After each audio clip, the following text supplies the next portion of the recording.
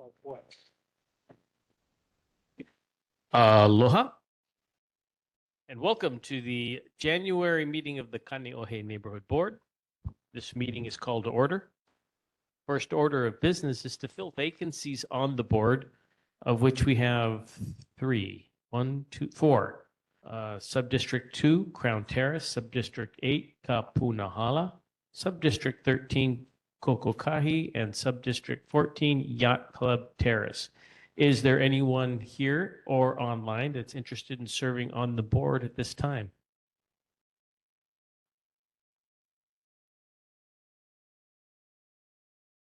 Nobody present and no one online. We'll move on to our city, state, community monthly reports. First up, Honolulu Fire Department.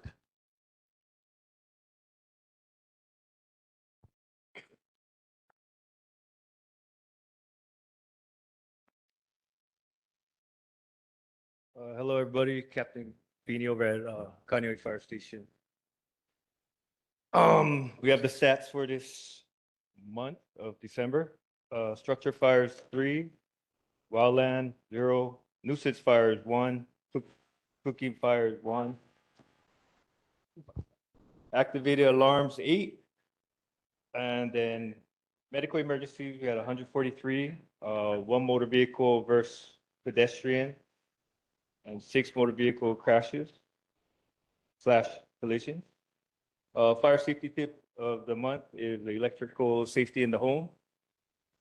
Check for electrical hazards in your home. Here are some tips to keep your ohana safe. Plug 1 heat producing appliance, coffee maker or toaster, into the wall. Receptacle outlet at a time.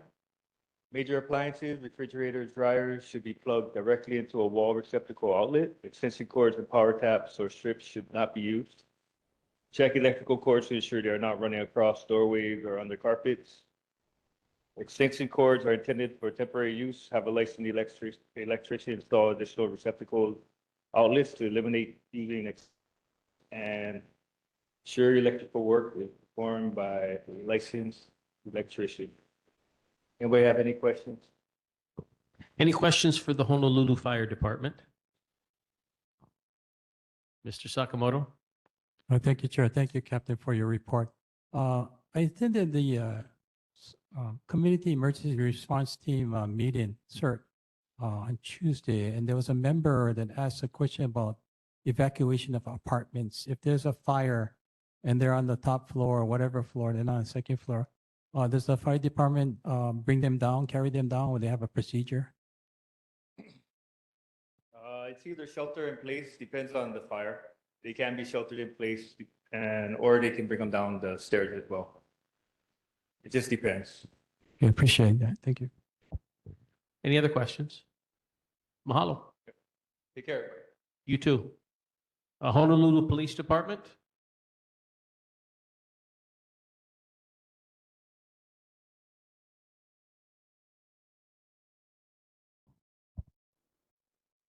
Good evening, Happy New Year. I'm Lieutenant Villafleur. With me, I have Sergeant Nakagawa and Officer Solomon. Can you come up here? I'm the one of 3 lieutenants that runs from Waimanalo to Kahuku, and Kaneohe is under my supervision as well. Sergeant Nakagawa, actually, this is his immediate area, and Officer Solomon this is actually her beat. So I'll turn it over to her. Hi, good evening and Happy New Year. This is my first neighborhood board meeting, so I'm very excited. I don't know how this follows through. You guys can help kind of welcome me. If you have any questions, I'd be happy to answer them. The stats that we have for today.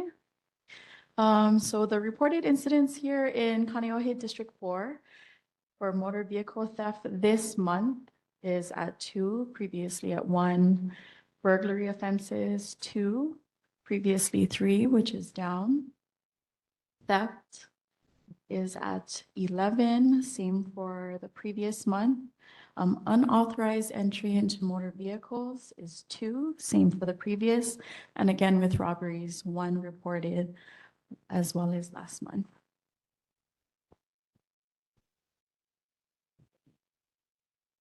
Go ahead if you have any questions. Oh, thank you. Are there any questions for the Honolulu Police Department, Mr. Sakamoto? Okay, thank you, Chair. Thank you, Sergeant. Thank you, Lieutenant. Donald Sakamoto, I have a question. There was an Act 173 passed by the legislature last year for 2025 regarding ordinance about having 20 feet radius for crosswalks and sidewalks, intersections, not to have parked cars. I have noticed that there's a lot of things going on Kauhipa Street where people just park all over the place. How is the enforcement of this new act that the legislature passed? Have you done anything to address this concern yet, or nothing right now? And then the second thing is on the Poly Highway where the tunnels are, there's high-speed, noisy sport motorcycles going back and forth from Honolulu, going back to the windward side, going back towards the other side. It's just like a long, noisy thing. And somebody complained to the mayor on Rick Amato show last year that they noticed there's a lot of motorcycles, but it's very hard to control because they're so fast. And by the time you get there, they're gone. But have you heard anything about speeding motorcycles on the Poly? You guys do a terrific job on the H3, so thank you. Thank you. To answer the first part of your question regarding the ordinance on parking, you are correct, and it has been revised to 20 feet. I can personally tell you that I have done enforcement every shift that I'm working. We do work 13.5-hour shifts 3 times a week. So I can personally show you my stats of enforcing at least a dozen citations.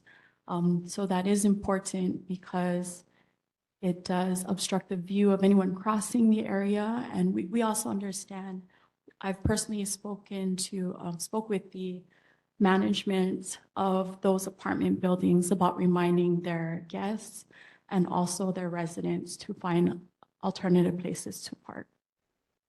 In regards to, I'm sorry, I think the second part of your question was motorcycle speed on the Poly Highway. Is that correct? Yeah, I live by the Kola Golf Course, and noise level travels down the valley where I live, but it's very noisy.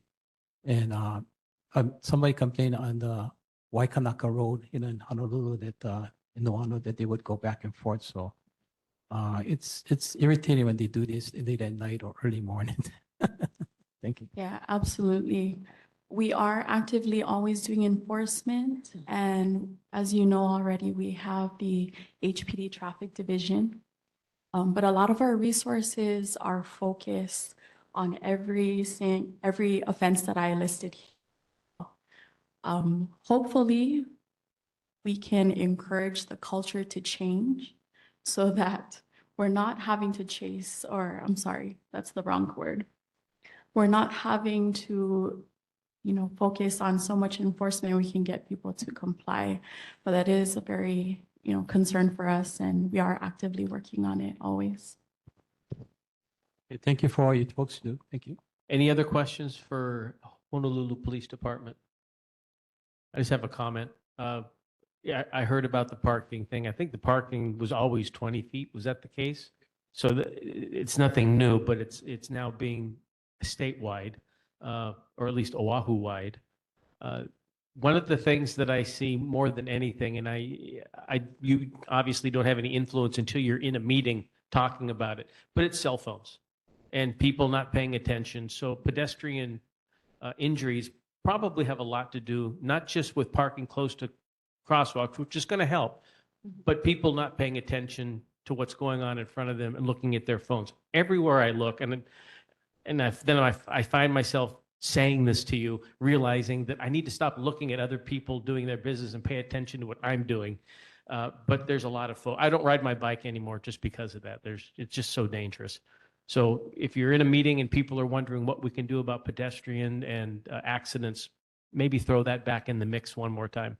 There was enforcement about 5 years ago where people were getting tickets for using their phones, but I think it's probably 1, hard to ticket, and 2, hard to adjudicate. Anyway. Oh, thank you for bringing that up. That is important. We have enforcement projects. They might not always be so visible, but they do exist at HPD. So we're still working on it. Sneaky then. Good. Mahalo. See you next month. Welcome. Next is Marine Corps Base Hawaii.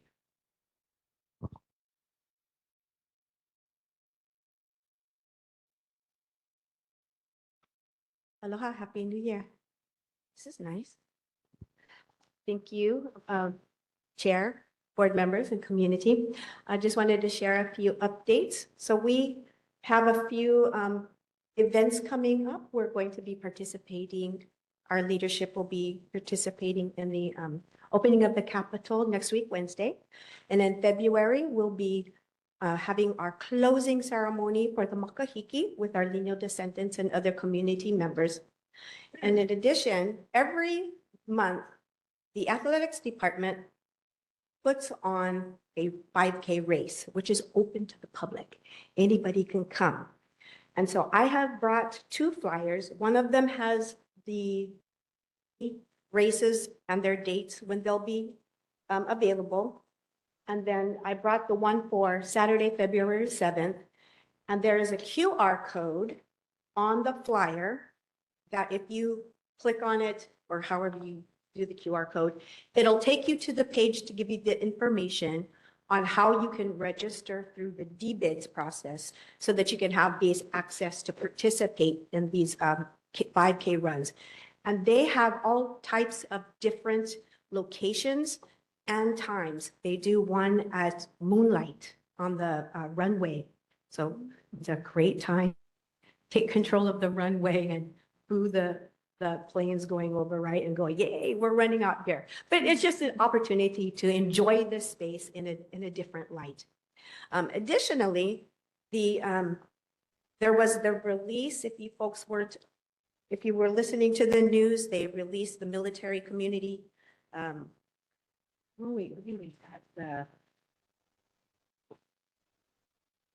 Military in Hawaii Impact Statement.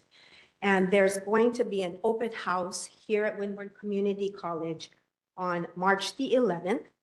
And there is a website that you can view the report ahead of time so that when you arrive on the 11th, then you can have all of your questions. And I will be able to email, Chair, I can email you the link for that. And that's all I have for right now. And I do have Lieutenant O'Hara with us today, who will be able to answer questions that the community may have or the board may have regarding the flyer that we brought to you in December regarding Mayro. Excellent. Mahalo. Any questions for Marine Corps? Were you going to make a presentation or just for questions? Yeah, just for questions. Gotcha. Any questions for Marine Corps Base Hawaii? Mr. Sakamoto. Thank you, Chair. Thank you, Christy. I read recently in the Honolulu Star Advertiser about the Makapo Elementary School grand opening. Kudos, because I used to work there and that school was very old. I understand they have 2 to 3 story buildings. Are they accessible with elevators? And then my second question is, there's a problem with our military mothers who have young children.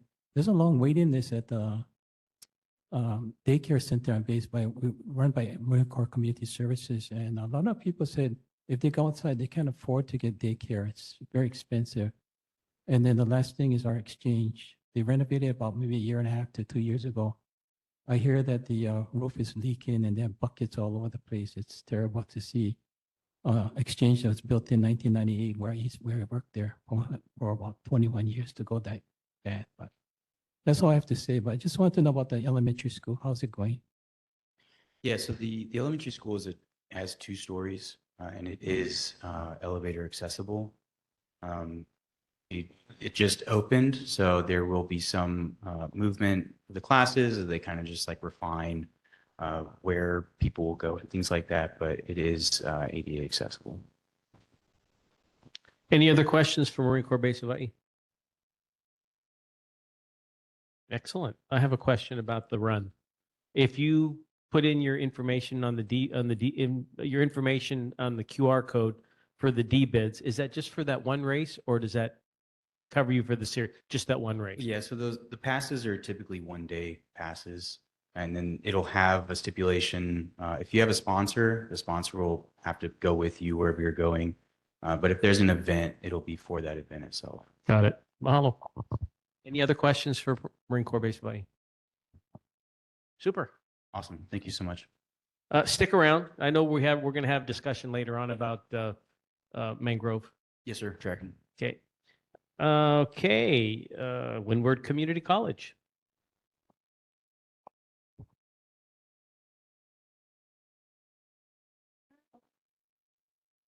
Oh my kako. I have two brief announcements. This Saturday at 10 a.m. right in the parking lot over here, we'll have the Aloha giveaway. It's a gifting circular economy. People bring bring things they no longer want. They put them in the back of their trunk or on a blanket on the ground, and other people walk around and take those things in an orderly, loving manner, not pushing each other or showing up half an hour early to claim things or walking. You get it. But we welcome everyone to come. It's a great way for us to help increase the vibe of our community without any money transferring at all. So 10 to 11 on the dot each way in the Palea'o parking lot this Saturday. And then the other is starting next Friday, we have Kikilo Lani, I believe is the name, yes. Kikilo Lani, which is display reflecting Robert Kazimira's journey.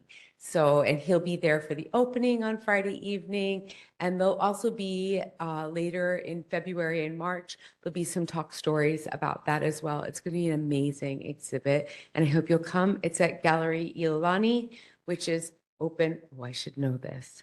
Most days during lots of hours. I'll get that and email it or something. That was really shameful. This is why I should be online so I can quick Google it. So, but it's open regularly and we'd love for people to come. Oh, excuse me? There's an opening this coming Friday night, and then it'll be in the gallery for a few months after that. It's on the website. Oh, look at that. All the information. Mo Radke, always on top of everything. Gallery hours, Monday through Saturday, 12:30 to 4:30. Closed Sundays and holidays. Yeah, what's even sadder is my daughter worked for the gallery, and I should have known that because I always had to work around their schedule last year for her. January 23rd to May 15th. I don't even need to come anymore. And actually, Moraki, do you want to swap in for me at a very awful meeting tomorrow? Thank you, Rachel. Any questions for Windward Community College? You're using up all of your time. All right, go ahead, Mr. Yes, Sakamoto. Happy New Year, artists. Happy New Year. Good to hear your voice and have you here. Thank you for having this room for us, but we understand we're going to move to a different area. Can you elaborate what the new area would be? Is it as fabulous as this and easy to find? Anything in the Malu of Keahiakahoe is fabulous, right? Even if we were under the banyan trees. But I believe that we're being moved to Akuakoa. So we're very blessed in that we've received the funding and finally the bidding process seems to be over. We will be renovating the White House, as they call it, which used to be the physician's residence for the state hospital when it was down here. It's full of mold and all sorts of other things and falling apart termites. So that will be under renovation. And because of the noise and the dust and the materials, this area is closed. That's why we're moving neighborhood board, not for any nefarious reasons. And I think you'll be up in Akuakoa, but I'm not 100% sure of that. And Akuakoa is the conference rooms, Mauka, Honolulu corner of the campus. Okay, thank you. Yeah, southwest corner. Yes. Hey, Greg. Hi, Greg Latavis. What time is the opening ceremony for the art exhibit? I believe 5:30. Thank you. Mhm. I'm not here next week, which is why some of this is fuzzy in my head because I've already given my apologies. Any other questions? If I could just ask you to stay there for a second. And dun, dun, dun. There's a couple of things that we really enjoy doing on the board. One of those is the holiday potluck that we have at the end of the year, where we have a chance to grind and just have fellowship and talk story. And one of the other things is to be able to recognize folks in the community that are doing things not just for the board, but for the community as a whole. And the board would like to recognize you uh, for not just, you know, allowing us to come here and do this community function here on the property, uh, but there's a lot of other things that happen here, and I'm sure you know it. I'm sure people tell you about it all the time, but this board wants to tell you that you, as the chancellor of this facility right here, has a big impact on what happens in this community, and you're the heart of it. And we definitely want to thank you for that, and we want to recognize you as one of our People of the Year. So, as Chancellor of Windward Community College, Artis has done a spectacular job of helping lay the road ahead. For so many in our community, she leads with vision, clarity, and purpose while consistently demonstrating an abundance of aloha, even while carrying the many responsibilities of her role, including the meeting tomorrow. Artis brings tremendous focus, authenticity, and a genuine smile.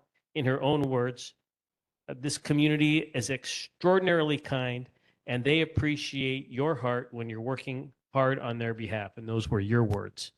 Artis, we appreciate you and your heart, and you are extraordinarily kind, and we are grateful for the dedication, care, and leadership that you bring every day. And we proudly present this certificate as 2025 Person of the Year.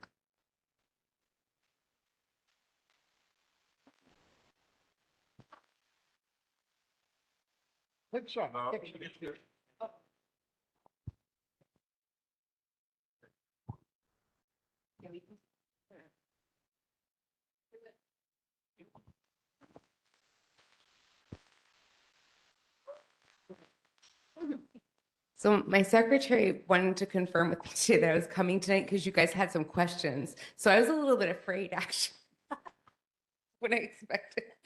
But I think I just really want to thank all of you for what you do in the community, and then my team. This college is an amazing place, which allows us to be ourselves as individuals and comes together to collaborate to do really big things.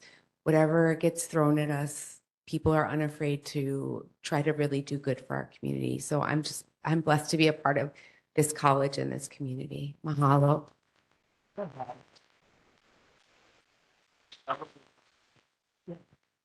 Well, in the mood to, oh, Auntie Rocky, I got to make you stand back up, please. And you just walked in the door and sat down and got comfortable.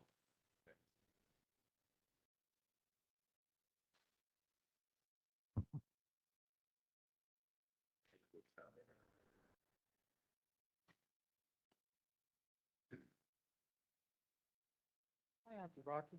Hi, Auntie Rocky. So you don't have to say anything yet. I'm not. Haole makahiki ho.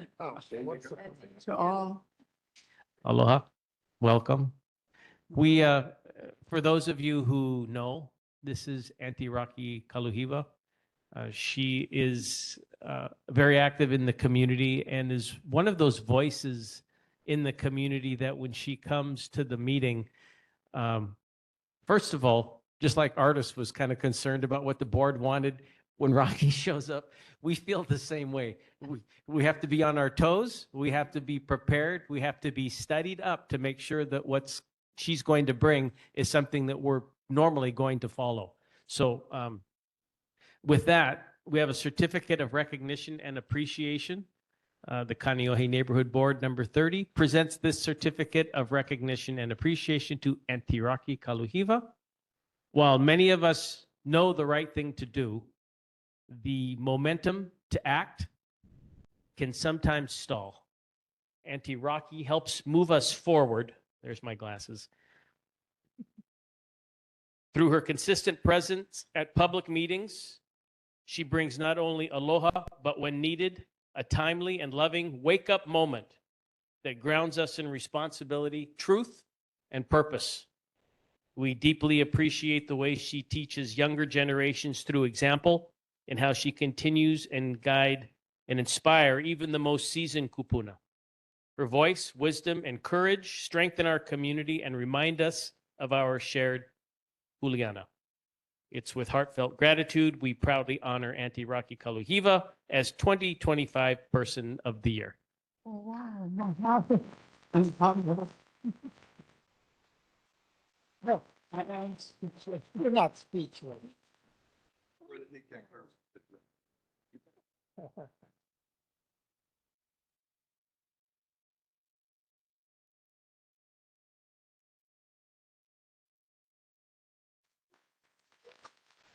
Now I'm speechless. I'm humbled. Mahalo. Who wrote this?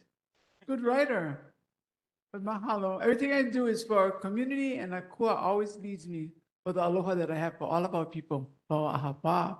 And I would like to move things forward, like he says, make things happen, but we can all do it together and make things work in a pono manner to better our community. Mahalo.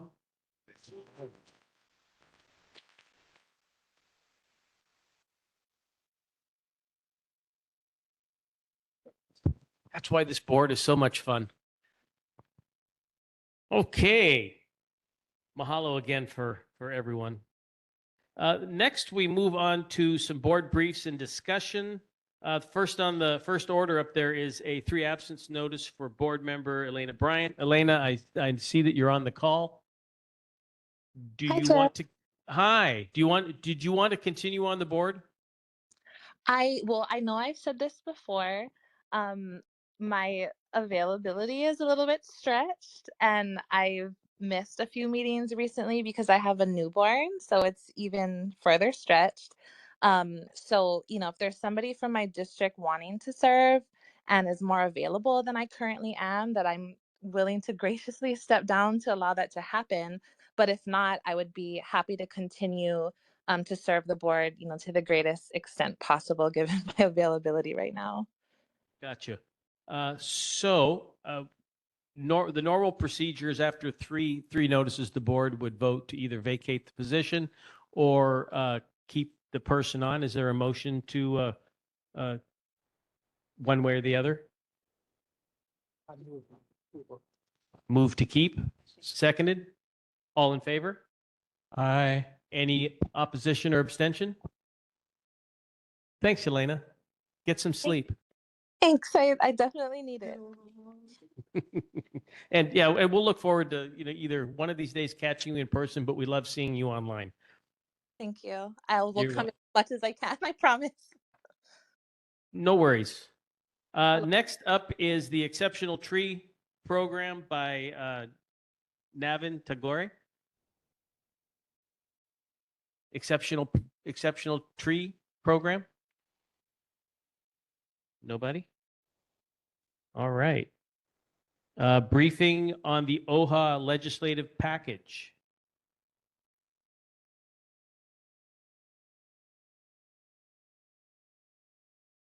There's some folks coming in the door. Well, they'll have to. And then the special awards we just did. Let's see who's coming through the door. But somebody coming in. Everybody's looking at you. Are you here to do a brief? No. I'm sorry.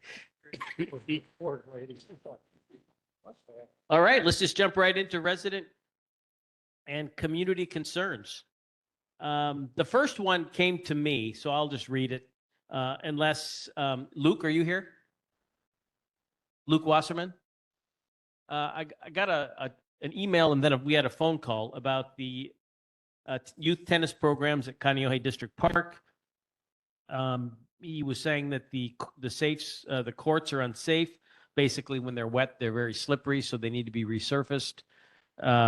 So I did get in touch with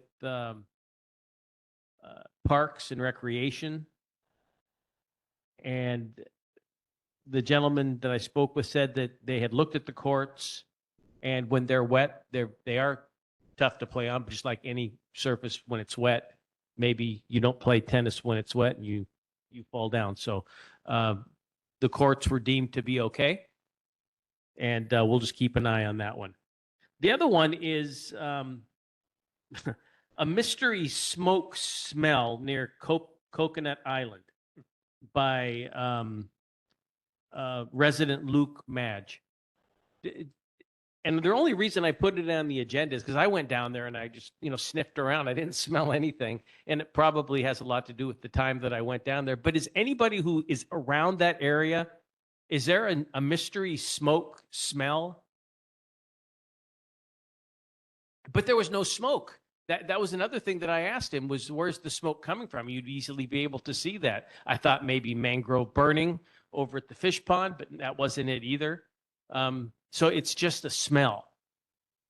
I live right there. I go by to. Yeah, nothing? Well, then it's still going to be a mystery. I mean, we do know that they did the work on the driveway down. Yeah, maybe it's asphalt or Okay, that could be too. Yeah. And what he was saying was maybe it was from the asphalt smell, but asphalt is. Okay, yeah. Next time he reaches out, I'll mention that we have somebody who lives right there. Can I just give him your contact? Okay, perfect. All right, let's go to elected officials.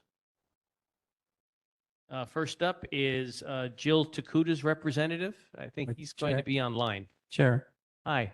I had a community concern. Oh, I'm sorry. Go ahead, Mr. Sakamoto. Thank you, Chair. A recent resident notified me she's legally blind.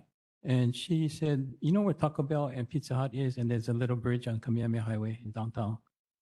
Asphalt sidewalk has a big pothole, and she's very worried about accessibility for people to walk over there.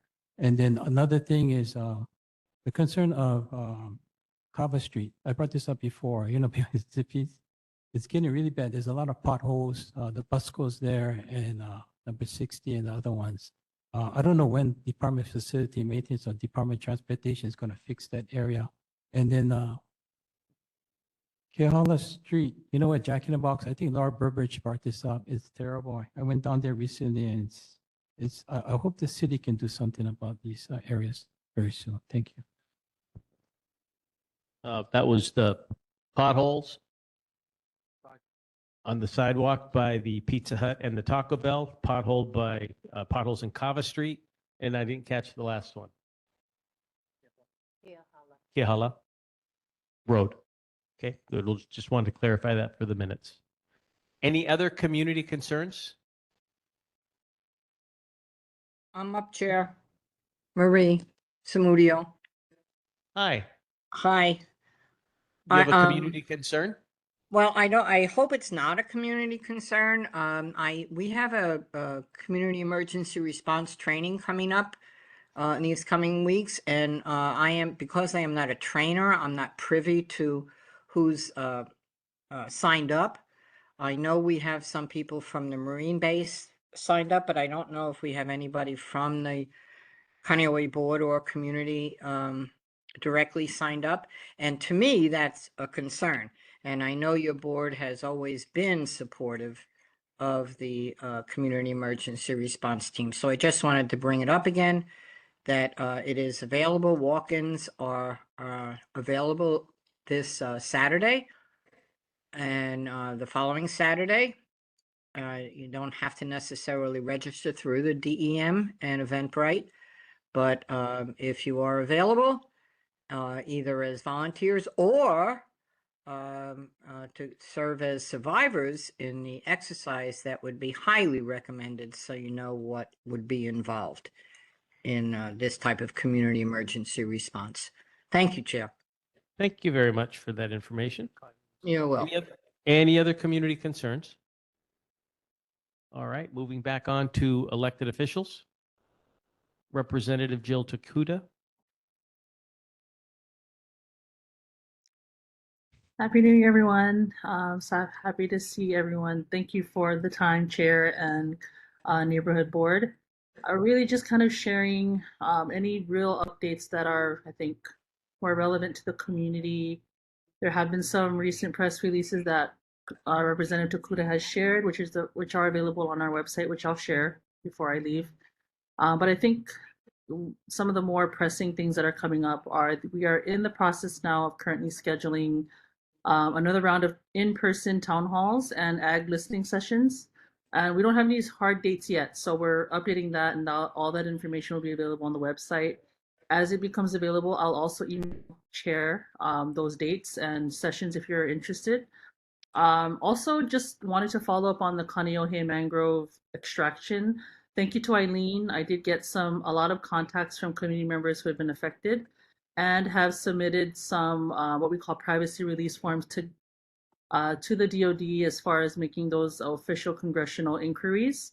And we've received report this week that they've officially received some of those inquiries that we've submitted, and we'll be following up next week to get hopefully some hard responses on what's going on and providing some responses to those who've submitted those privacy release forms. So DoD is one of my sections as far as casework goes, so I'll be available. I'll also put my email address in the chat for anyone that wants to submit any sort of testimony or has any questions. I am available to help out as much as I can and provide updates as well to the neighborhood or to the community. Thank you. That's it.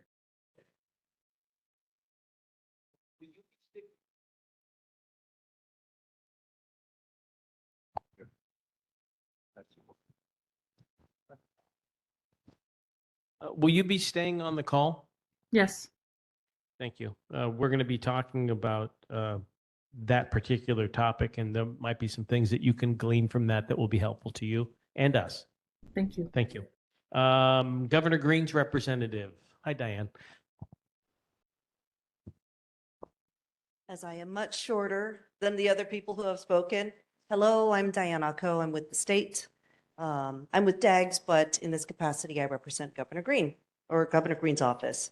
So he has a monthly newsletter, Ke Alaho, A Path Forward, and you can read the latest edition and sign up at the link that I provided to the board, which they will post to their website. A couple of other updates from around the state.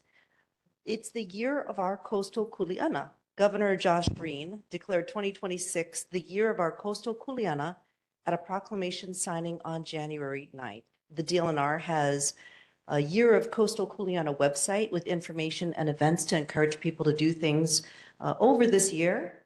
And I've posted that list, and that website gave it to the board as well. My department, DAGS, has a free Hawaiian music concert online.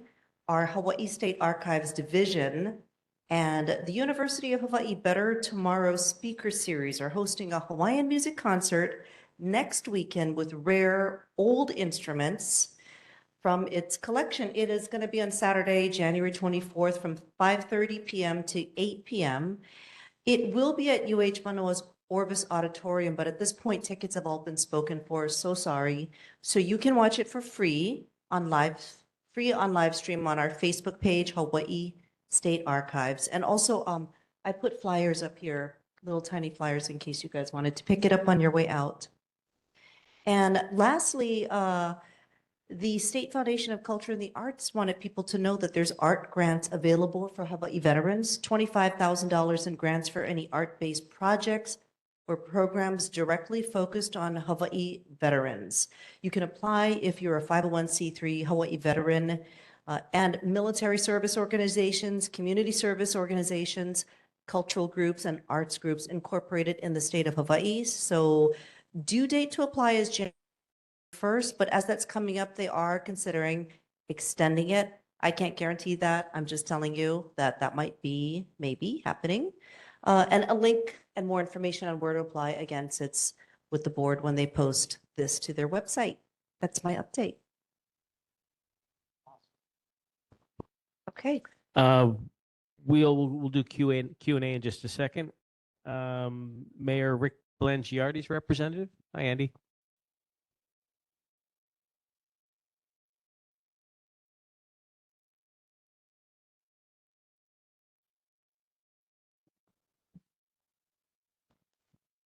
Happy New Year, everyone. Chair Radke, board members, Andy Kawano, Director of Budget and Fiscal Services. Good news, our now Director of Water Ocean Safety, Kurt Lager, got sworn in last month. Unanimous vote to put him, install him as our Director of the new department. We're really proud about that and happy that Kurt will do a good job around our island. With regard to potholes, in our newsletter, by the mayor, he noticed that the city launched the new improved HNL 311 system. So it went live on December 1st, and it's currently in operation. We encourage everyone to report potholes and other repair jobs that have to be done by the city and county of Honolulu. Please use that system. It's supposed to track that type of repair work called in by the public more completely, and it automatically forwards the problem to the appropriate department for action. So please use that 311 system as improved. There was, at the last meeting in November, a report on a raised crosswalk problem between Kahikili Highway and Alaloa Street on Kahuhipa Street. And then question was, has DTS completed a traffic study for the following concern? So a member mentioned that she had sent a request to have a raised crosswalk to Councilmember Kiaina because there is no crosswalk between Kahikili Highway and Alaloa Street to allow people to cross to get to the bus stop safely. So DTS reported that raised crosswalks may be considered and included as a part of the proposed Kaneohe Complete Streets project. And it's supposed to start this year, right, 2026, per our Director of Design and Construction. I think Haku Miles did his report during the latter part of 2025. So that should be beginning to start soon, I hope, in a few months. But we'll keep you apprised of progress once that complete street projects get started after the road repairs. And that's it for right now. Thank you very much. Stand by for Q&A. One more brief, and that would be Councilmember Esther Kiaina. Hey, aloha and good evening, everyone. Aloha. First, on January 20th, from 8:30 to 3:30 p.m. I'm sorry, I'm getting confused with the second one. Okay, so first of all, guardrail improvements on Kaneohe Bay Drive is going to be taking place from January 20th. It's between Moana Place and Laha Street and Aina Moi Place and Olina Street. Irene will be putting in the chat box the press release that came out from the mayor's office, but it's going to be kind of extensive. It's going to be, once they begin, it's going to go through March 2026 from 8:30 to 3:30 p.m. It's going to include removal and disposal of existing vegetation and obstructions, the removal of existing guardrails, and installation of new metal guardrails. So I just wanted to let you know about that.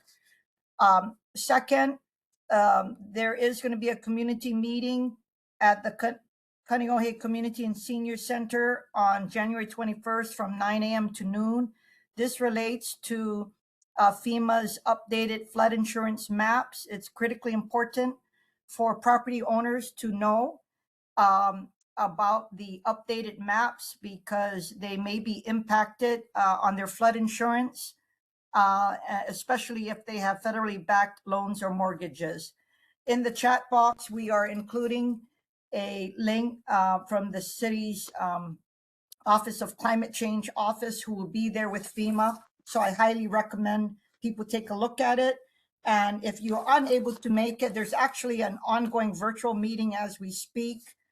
I'm gonna try to get a link of that meeting tonight and place it on my Instagram and Facebook page when they're completed tonight. Third, as Andy mentioned, that as part of the Complete Streets, part of the challenges that the city is going to be making, as you know, long-awaited road improvements on Kamehameha Highway between Haiku Road to Likelike Highway and Kaneohe Bay Drive. The Department of Design and Construction is finalizing the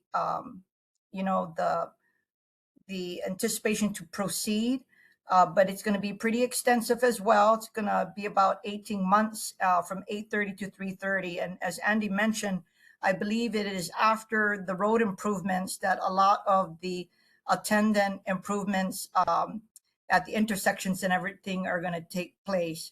I share the concerns about Kea'ahala Street Road from many in the community. I have tried to ask that why don't they consider that now as opposed to waiting for improvements, and I'll continue to do so. Lastly, many of you know that I believe that the North Shore Gondola project should be of concern, not just to the North Shore, but all of Oahu. DPP had a hearing to reconsider the conditional use permit minor, and I strongly testified against it. The city council passed a resolution in November because I believe that we should be very concerned about agritourism on agricultural lands. I will be introducing legislation to require that it be upgraded from a minor conditional use permit to a major conditional use permit. And that is my report. Awesome. Thank you very much. Now is time for Q&A for congressional, governor, mayor, city, and county. Laura, I see your hand on. Is there any news or information about the dump site that we were wanting to, a new one they're looking for? Oh, sorry, Esther, yes. Are you asking me? As you know, the mayor has announced, the administration has announced that they are looking to expand the current Waimanalo Gouch. And so for now, everything is off the table. But as I mentioned previously, I'm glad that we are in a space where we more fully informed ourselves and did a lot of research, because I am not convinced that in any future state legislative session that members will not, a member or members will not seek to decrease the buffer zone that currently safeguards our sites. And the reason for that is because a lot of the members from the Waianae side, the west side, are very upset with the administration. And so all I would say is for now, it is off the table. But I think that all of our engagement to be fully prepared to fight any effort to consider any of the sites in the Windward sites was well worth it. But I wouldn't be resting on our laurels. Can I ask one more question? Yes. Yep. So is the, back to the complete Esther. streets? Yeah, sorry for Esther. Back to the complete streets, is the Pahia crosswalk a part of that? You know, I'm not sure. We put in a separate inquiry on that. If you don't mind, I have to tell you, I can't keep up with all of these various projects, but Irene helps me with all of the risers. Let me get that clarification from you. I do know that when they came here a couple of months ago, they mentioned that they're going to do the Kamehameha Highway, and then they had a sequence for Kea'ahala, and I was upset. But I'm not sure. I think that might be part of the complete streets, but I will confirm that for you if you don't mind. Thank you. We've been waiting patiently since 2015 for some sort of mitigation or treatment at Pahia Road crosswalk. Mr. Sakamoto. And I'm pretty sure Andy and I could work on that together. I just saw him grinning over there. Yes. Mr. Sakamoto. Yeah, thank you, Chair. Thank you, Esther, everybody. Donald Sakamoto. First question is for Congresswoman Takuta's representative. In September 16, 2024, I sent an email to Nick Luna, who's her staff member, legislative guy. And a request about, I brought this up last time at a meeting. Pete Heslick, the Department, Secretary of the Department of War and Defense, asking Education Secretary Linda McMahon to waive the Randolph-Shepard Act for the blind vendors to do dining rooms at the mess halls at all military installations in the nation. There are 55 of them. Recently, he got the letter from Secretary McMahon to eliminate all Army-based dining rooms for the blind. I asked Nick Luna in a phone call, left a message, and you, Talia, what can Congresswoman Takuda do to express our concerns about eliminating the blind from doing these mess halls? All they do is make sure it's all prepared. They don't cook. The military does all that and the ordering of the food, but it's a travesty that this is happening to a blind and the Randolph-Shepard Act. And then for the governor, Diana Cole and Andy Kawano, I sent an email to Governor Green, Mayor Belanger, and others, as well as you, Diane, and Andy, about the new governor in New Jersey. And her campaign promise was to have the disabled people to be on the government affairs of her cabinets to express their concerns. I understand that when the previous governors had this committee, they gave it to Disability Communication Access Board. That's a state agency. They don't advocate like people like myself and others who are disabled. It'd be beneficial if the governor can make a group of people to give their input. And Andy, you mentioned at the previous meeting here last year that community services is not going to be doing the mayor's committee for disabilities. It's Mike Formby, managing director. Since then, I have not heard anything or received any information. If you can give me an update, what's going on with that status, it'd be much wonderful. And then Esther, thank you for all you do too. Regarding the e-bike, I've been trying to get the state legislature to help mitigate noise on e-bikes, e-motorcycles, e-scooters, all these things that don't have noise. As a blind individual and people who are sight impaired, as well as anybody that can see, we can't hear these instruments. Is there some kind of ordinance that the city can do to make sure that the bicycle lead has bells or some kind of noise on these e-bikes and other equipment that have no sound? That's my question. Thank you. Okay, some things to be brought back to the group. Thank you very much for those questions. Any other questions for the congressional, governor, mayor, city, and county? For Diane, January 21st with a possible extension. Are those scholarships through HCF? Or where are those applications submitted?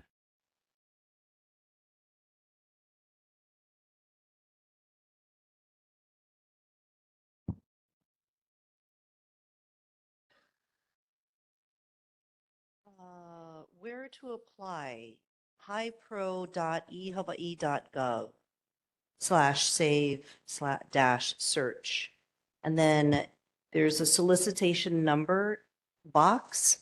Then it says what to put in. Does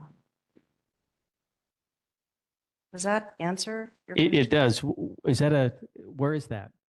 It's on the report that I just sent to you today. Got I it. didn't get this until this morning. No, I got it. I sent it out to the board. I just didn't look at it closely. Okay. Okay, good. Thank you. And Andy.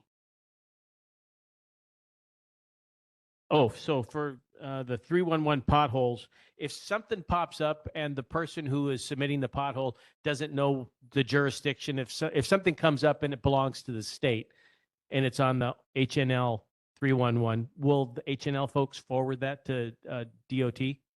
Yes, they will, and they'll respond to the person that submits the report. Perfect. Yep. Okay, good. Yep. That takes care of that. Next up is Senator Jarrett Keohokalole.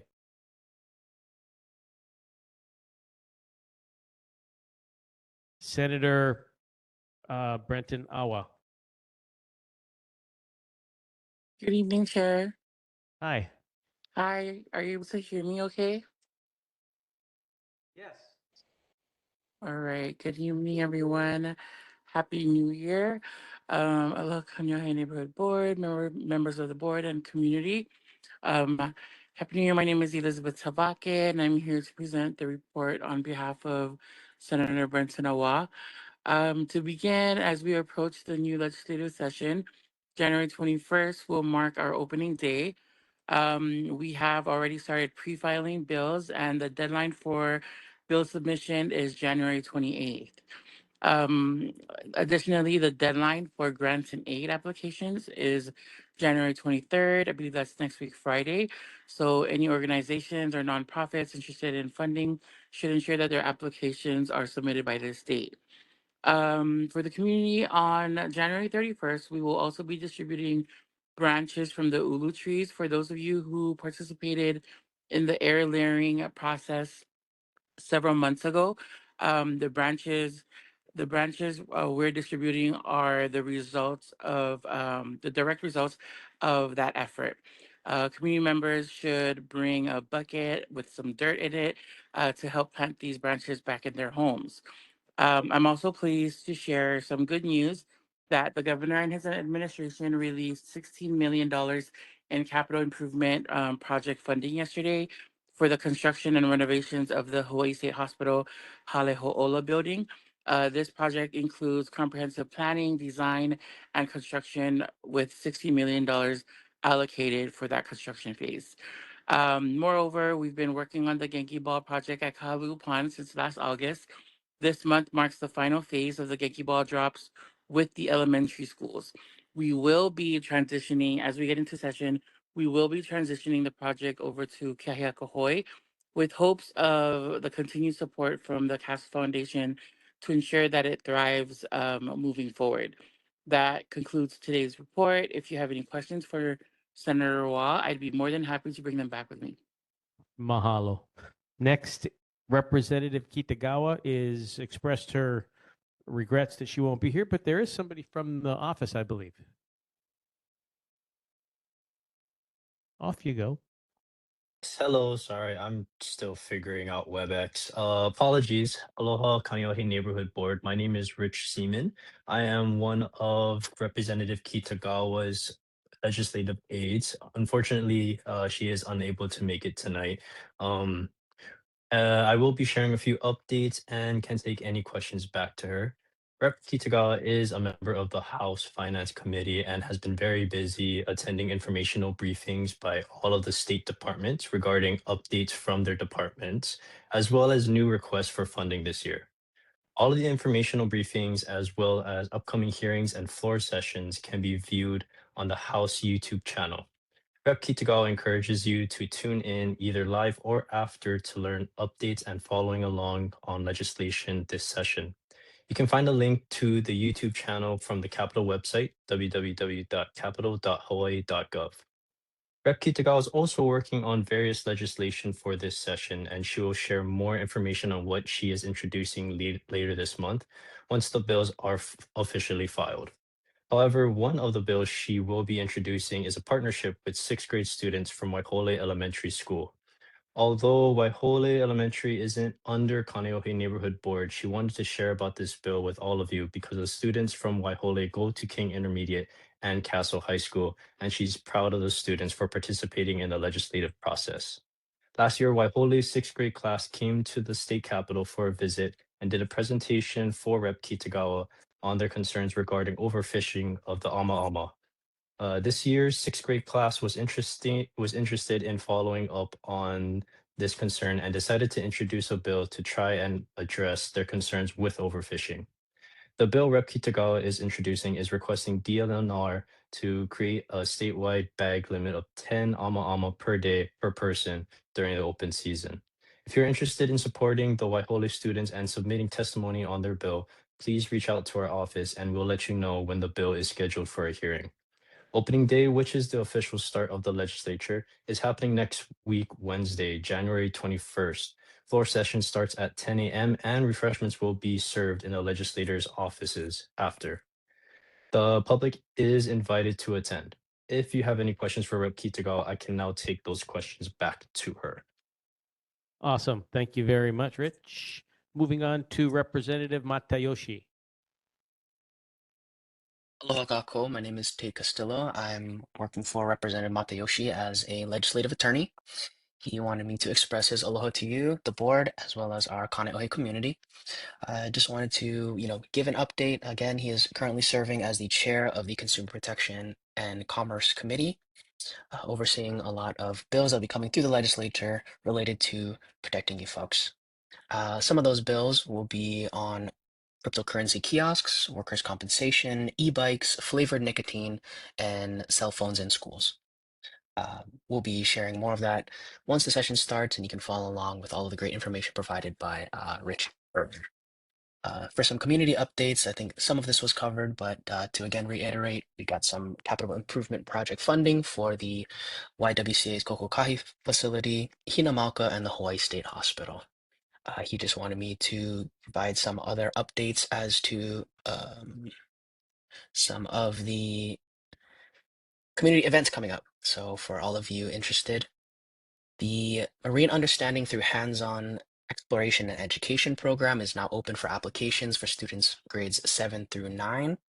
That's a middle school marine science program run by the Hawaii Institute of Marine Biology for middle schoolers and early high schoolers on Coconut Island.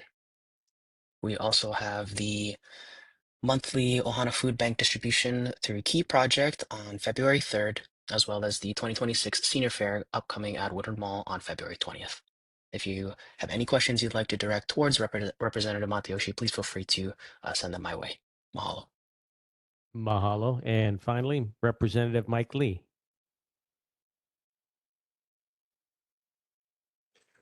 Aloha, Chair. Aloha, Board. Happy New Year. Well, Just wanted to give you a brief update. Thank you, Representative Kitagawa, for telling you a lot about some of the work we've been doing on finance. It's been a long 2 weeks, but it's giving us a much clearer picture on what is being asked of our state departments, in a really tight fiscal year. In the interim, I've been working on Chair Iligan's speed task force related to permitting, permitting for related to SHPT, related to building permits and cesspools. I've been working specifically with the Department of Health on cesspools. And we also were working with the film industry, and we'll be releasing a package of legislative bills to help boost the film industry. There's a lot of SAG-AFTRA and NATSI members over on the windward side. And we've also been working on paid family leave since I am vice chair of labor, and we're really weighing what the cost of the state would be and, the benefit to how many people.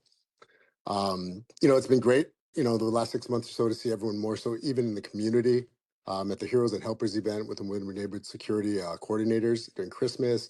And Representative Martin and I over on Ka'elepulu, over out in Chapter Lake in Waimanalo, just had Ka'elepulu Elementary to the Capitol to, do a tour, but also to do a mock hearing so they could have a hands-on experience in learning, and look forward to doing that soon with the Kaneohe School as well. I did lastly want to say congratulations to Mokapu Elementary. They unveiled their brand new building, with the first of 2 building, through a great partnership through the Department of Education, the Department of Defense, and I think was a great example of federal funds and state funds going together and showing that we can build schools for less, and quality schools and modern schools that will not become defunct and old, but be a space that can be mobile and can change over time, to adapt to to the times. But again, session's on upon us, and I just want to say thank you to the board and Happy New Year. Mahalo. Now there'll be time for questions and answers for the senators and the representatives.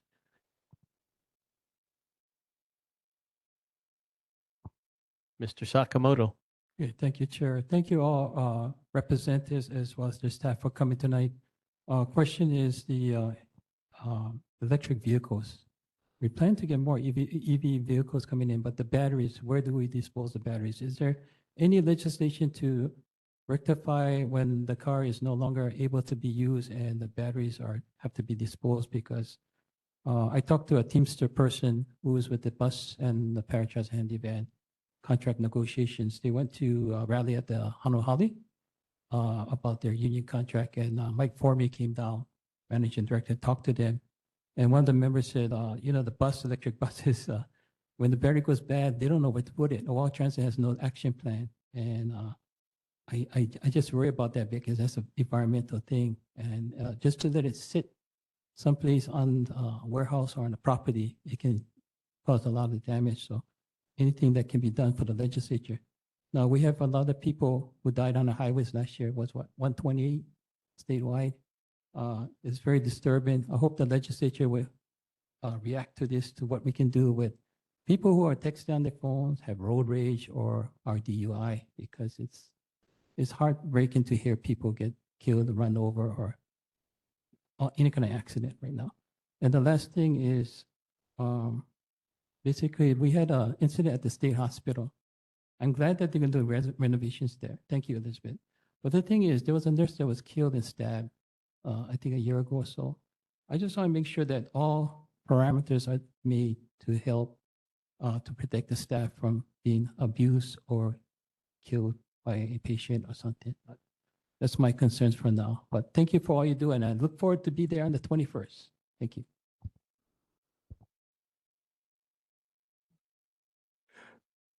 Hey, Mo, so I guess I'll be the one to take a stab at that. Thank you, Board Member Sakamoto, and Mr. Sakamoto, thank you for your emails. I do get all of them. Mr. Sakamoto, I do want to start with the e-bike question that you kind of had earlier.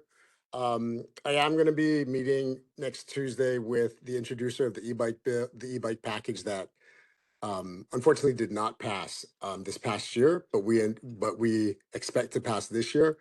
I will bring your concerns, and if you want to give me an email or a call, I'll give you a call maybe on Monday to bring maybe some more specific concerns that you had, so we can maybe make sure that the e-bike, the e-bike package and bill does its best to address that. Related to sorry, what was that? It was the related to. I'm sorry, Donald. What was the first question? The first question was, I think it was the batteries that are in our electric yes. vehicles. What are we going to do with that? That's a big problem, as we go get off green and we go to electric vehicles, which people are buying now. There's a lot. Yes, thank you, Mr. Sakamoto. So, you know what? I'm going to talk to Environmental Protection Chair, and I will get back to you on that. That did come up in finance a couple of days ago from one of the departments, as one of many topics. So let me get a more in-depth answer for you on that, and I'll talk story with you soon. Okay, thank you for that. But regarding that e-bike bill, I did talk to the representative that introduced the bill, but unfortunately, the staff member said it's a cakey bill. So whatever you can do on your half to express the concerns to put it in the bill, I would appreciate it. Thank you. Thank you. Okay, will do. Thank you so much. And yeah, we really appreciate all these comments and the emails we get from you. These are really where good ideas come from and how bills get better. So thanks. Thank you, guys. Thank you, Chair. Thank you, Rep. Lee. Next, we move on to board business. First order of business is the approval of our minutes from the November 20th meeting and the minutes of the December 18th meeting. Are there any motions to accept the November 20 minutes as submitted? I have correction. Do we motion then corrections, Chair? Sorry. Do we ask for corrections or we motion then discuss about corrections? No, I asked for a motion for as submitted. You have corrections? Yeah, there's a correction on my on the city portion. I'm not too sure what page because it was in the body email, but it says Donald Sakamoto's transportation group. It says Citizens Affairs Ride. It says Citizens for a Fair ADA Ride on that correction on that. What should it say? Citizens for a Fair, FALR, American ADA Ride. Okay, so it's a typo? Yeah, it's a typo. Got it. Okay. Yeah. Anything else? Nope. that's it. Anybody else? Motion to accept those November meetings as amended? Moved, seconded? All in favor? Aye. Any opposed or abstentions? Mahalo. December meeting minutes, which was very short because we had potluck and a very short meeting. Is there any motions to accept those minutes as submitted? Sakamoto motions the minutes to accept as is. As submitted. Seconded? been seconded. All in favor? Aye. Any oppositions or abstentions? Lovely. Without objection, those are accepted. Moving on to the resolution regarding resolutions regarding disposal of mangrove fields near Kaneohe Marine Corps Base. There are three versions of resolutions floating around.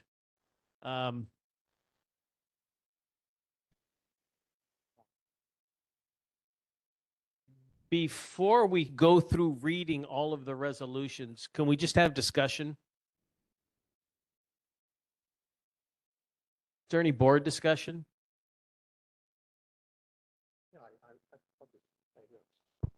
I mean, I'll just say this, because there are three pending, I think we're going to have to, put our heads together. Somebody's going to have to come up with one based on these three before we actually are going to vote on a resolution.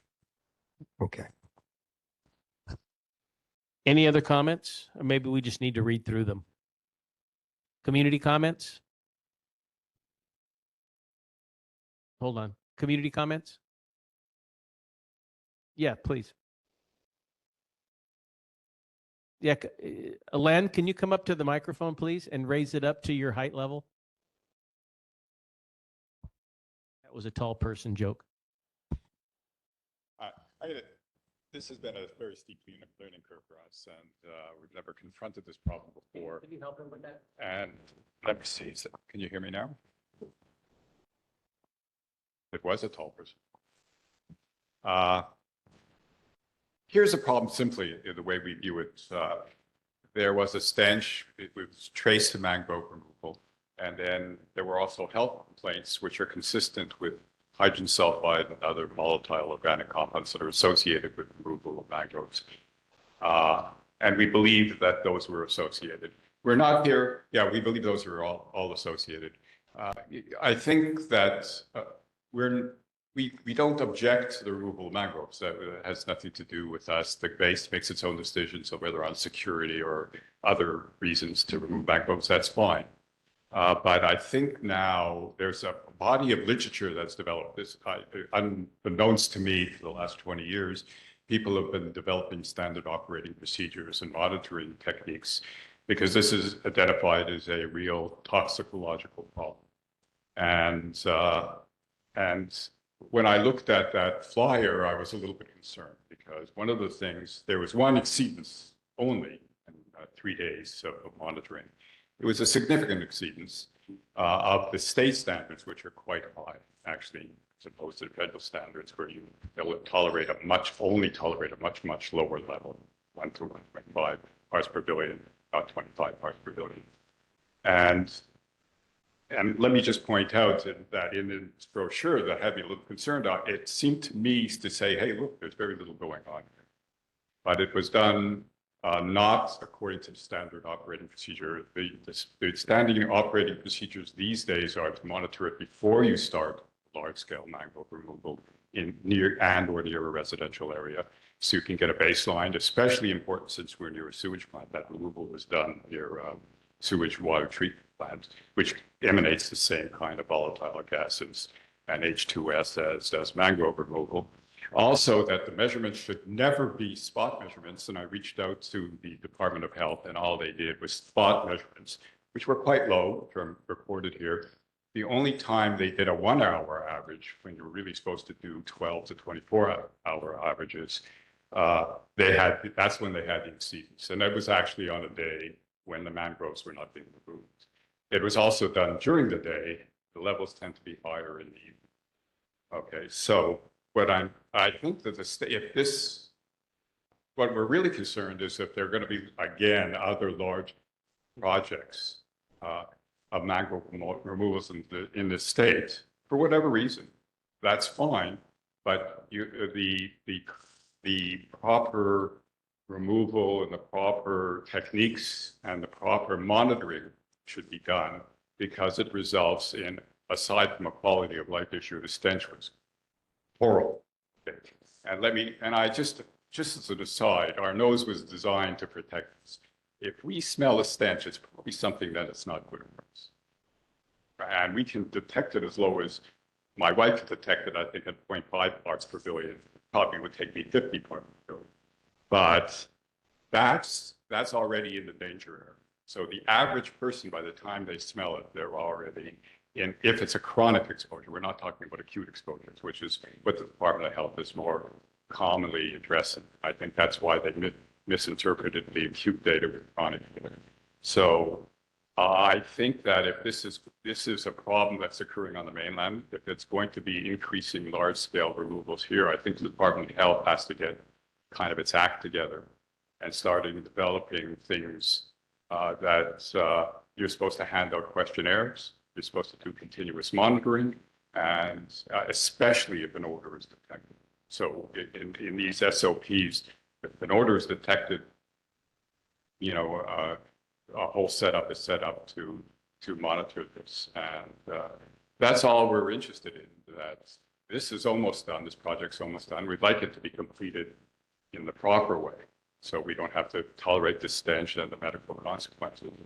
But if there are going to be other large scale, I think the Department of Health has to become aware, the Navy has to become aware if they're going to be doing it along their coasts, and that we have to do something to prevent this kind of recurrence of symptoms.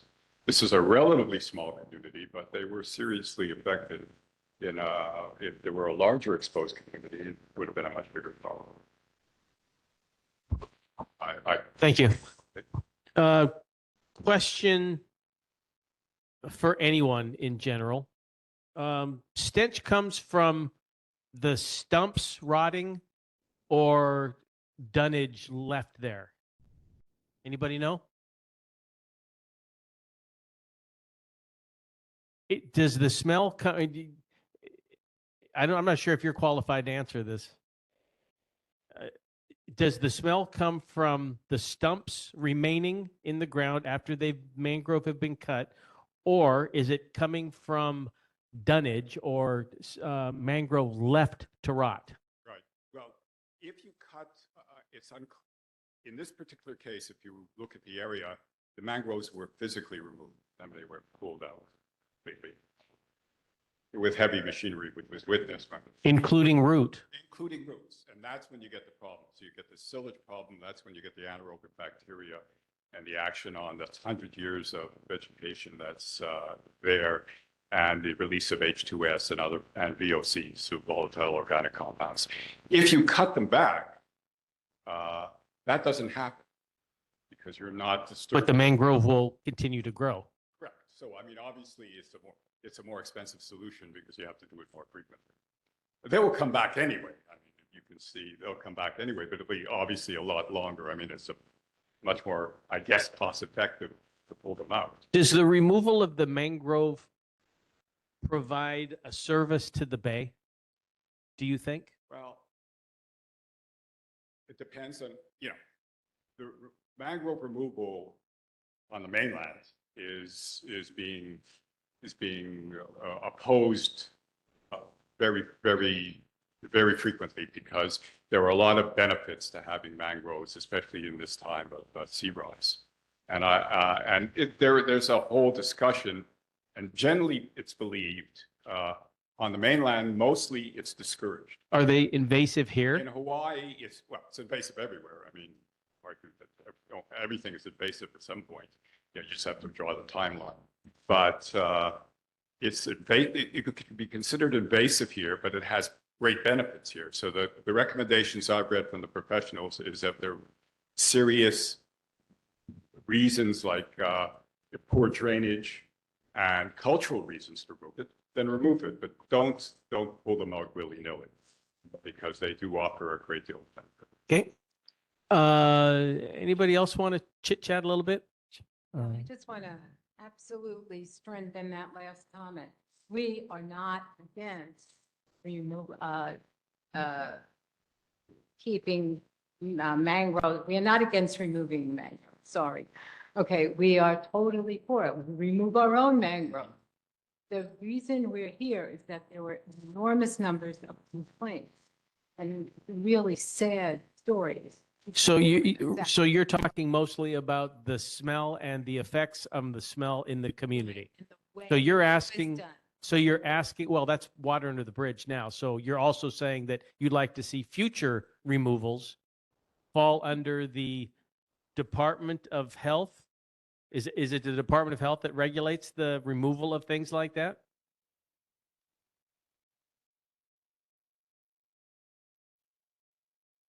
Theoretically fined at $25,000.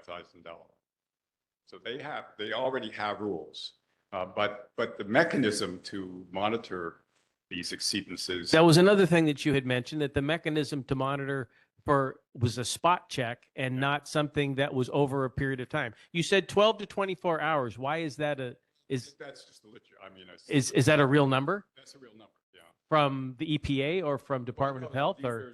No, there are no, as far as I could tell, again, no expert in this area, it varies by region. Some people have very strict SOPs. Some areas have very strict SOPs. To the best of my knowledge, the EPA makes recommendations, but it has no specific record. They recommend the things I just mentioned, but I don't think they've actually legislated it. Some communities have. Okay, so without getting too deep in the history.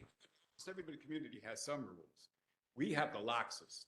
So we have another process. We have another section of this happening coming up at the end of this month. Lieutenant, is there a plan to mitigate any of this? Hey, thanks for having me. First, I think there's a lot to unpack here. I just want to address a couple things that were mentioned earlier. So we're actually not pulling them up by the roots. As it mentions in the flyer, we're cutting them at soil or water level with chainsaws, and then we're using tractors to pull them out and then dispose of them elsewhere. What do you mean pull them out? Pulling out the cut pieces? Correct. So the debris that we cut, we extract, but we are not ripping them up by their roots. It is my understanding that the odor comes from the anaerobic soil that is exposed, right? So the more activity that you kind of have in an area, there might be some more smell. Yeah. But once, again, the project is scheduled to be done in February. So as the activity reduces and the tidal activity and everything can kind of come in and do its thing, it'll create the natural cycle to remove a lot of that odor and also remove a lot of that soil that might be causing some of that. Also, the mangroves won't just grow back from their roots, so they're only spread by seed. So there is some mangrove that is off federal property that we don't have the authority to go into and cut. So there is a chance that there could be regrowth coming back from there. We do have a lot of efforts from our Nuapia ponds to mitigate a lot of that. There's a lot of projects to remove pickleweed and restore cultural resources over there as well. We also don't have the authority to go and test into the community, right? So the DOH did their test.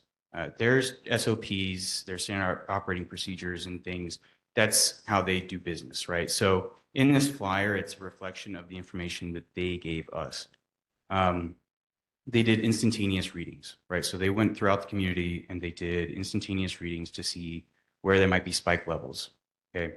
And where there were some spike levels of note at specifically zone 7, I believe. So site 7, on the 25th, there were some elevations at those instantaneous readings. So then they went back and they did an hourly average. That is a standard that the DOH holds. It's not based on instantaneous readings. It's based on an hour average. So when they went back and they did that hour average, it was 8 parts per billion. The standard of action on DOH is 25. So I think there's a misperception that there hasn't been a lot of dialogue between different departments, whether it's the Marines, DOH, state. There has been a lot of dialogue between myself, members of that community, DOH, Clean Water Branch, Macro, the governor's office. So there's been a lot of dialogue. This has been communicated that mitigation efforts have been put in place as far as trying to reduce some of the impact as far as like heavy equipment usage or time of day things. So we also provided here a schedule, proposed schedule. Obviously, it's dependent on tidal levels that the crews can actually operate. So there's a schedule in here. Most of the work is done, right? So in 2022 to 2023, we removed 10 acres of mangrove. This is the final 5 acres that we're removing, and most of that is already complete. So a lot of the mangrove that was projected and scheduled to be removed has been removed. The data that's in this fact sheet as well, it only goes up to October, right? So it shows how much has been cleared up to October, and most of that was very close to the community. There were some fringe elements that were yet to be cleared, but as we're coming into the end of January and to February, most of this has already been completed. So take a look at the fact sheet. If you have any questions, feel free to ask them. But the projection is that by the end of February, once the project is completed, there might be some final debris removal, but the actual cutting will be complete. And the expectation is that the tidal movements and everything will help mitigate a lot of that smell as well. And last point, sorry. Mangroves are invasive to Hawaii, right? But they're also kind of a big sponge for a lot of what's around them. So their root systems are very extensive, and they do kind of collect what's around it. So, you have like the Akahi treatment plant, and you have different things that move through the bay. And so by removing, the mangroves, it does affect the movement of water throughout the bay. And it will ultimately help clean that out because it removes what is providing kind of like a sticky point along the coast. Right? Which is a great point, which goes right to the point that they were talking about before. If there were some adequate safeguards put in place prior to the removal, those things would have been discovered via testing prior to the project starting. So I don't know if I don't think it's a federal thing. I don't think it's an EPA thing. I think it's a Department of Health thing. And that's what I heard them saying was the Department of Health needs to step up their game when it comes to statewide removal of mangroves to consider exactly what you just said, the amount of soot and soil and stuff that those roots collect over a period of time, especially being by the treatment plant, should have probably had a special treatment before those mangroves moved out. So I don't know if that's a contracting issue. Well, so again, I can't speculate to what, the DOH has set in place. I did have in the conversations I had DOH and Clean Water Branch, as the contract was put into place, this was back in 2019, this work started to get funding approval and everything. I just don't think that it was quite anticipated. You don't always know what's going to happen when you do things. The contractor that is working this, they've worked across the entire state removing mangroves. We have multiple consultants with various different projects that have also removed mangrove. And so you have all these different inputs into a project well before it even happens. And so it doesn't go unnoted that, this is now a topic of conversation. Moving forward, it's very likely, and in fact, it will be a topic as far as a consideration, right? So how close are you to a community or what's the level of extraction or whatever it is? Sure. And then creating baselines. And that's one of the big questions is where does the baseline start? If what is actually coming from, say, Aikahi? Well, none of that's going to come from this board. That is correct. Because we don't have the authority or the But expertise to speaking come to up with those. SOPs of DOH or projects moving forward, those are all considerations that will be taken moving Got it.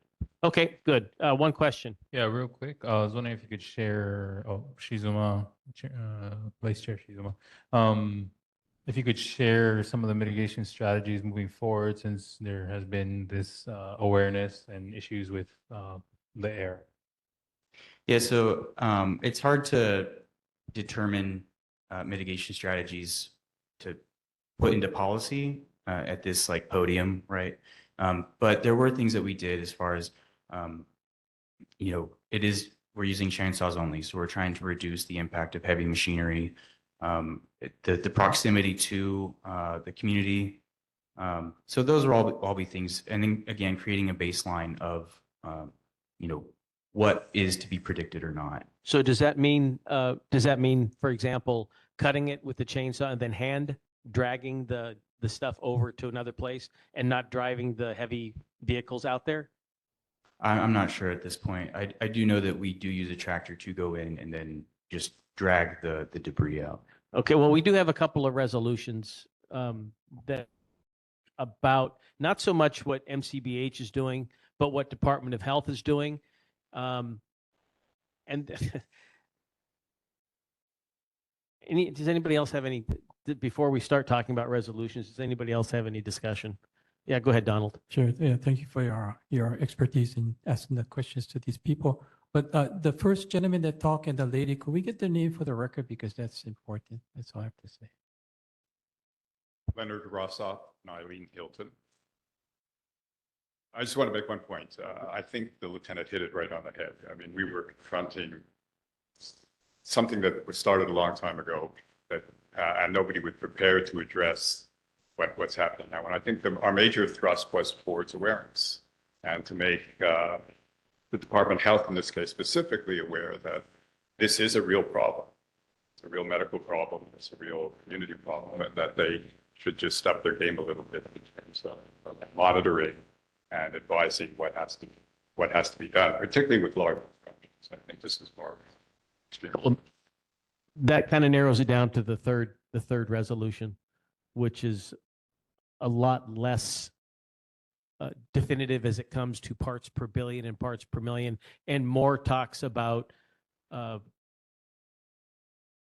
what we're asking DOH to do. If I could make one more point.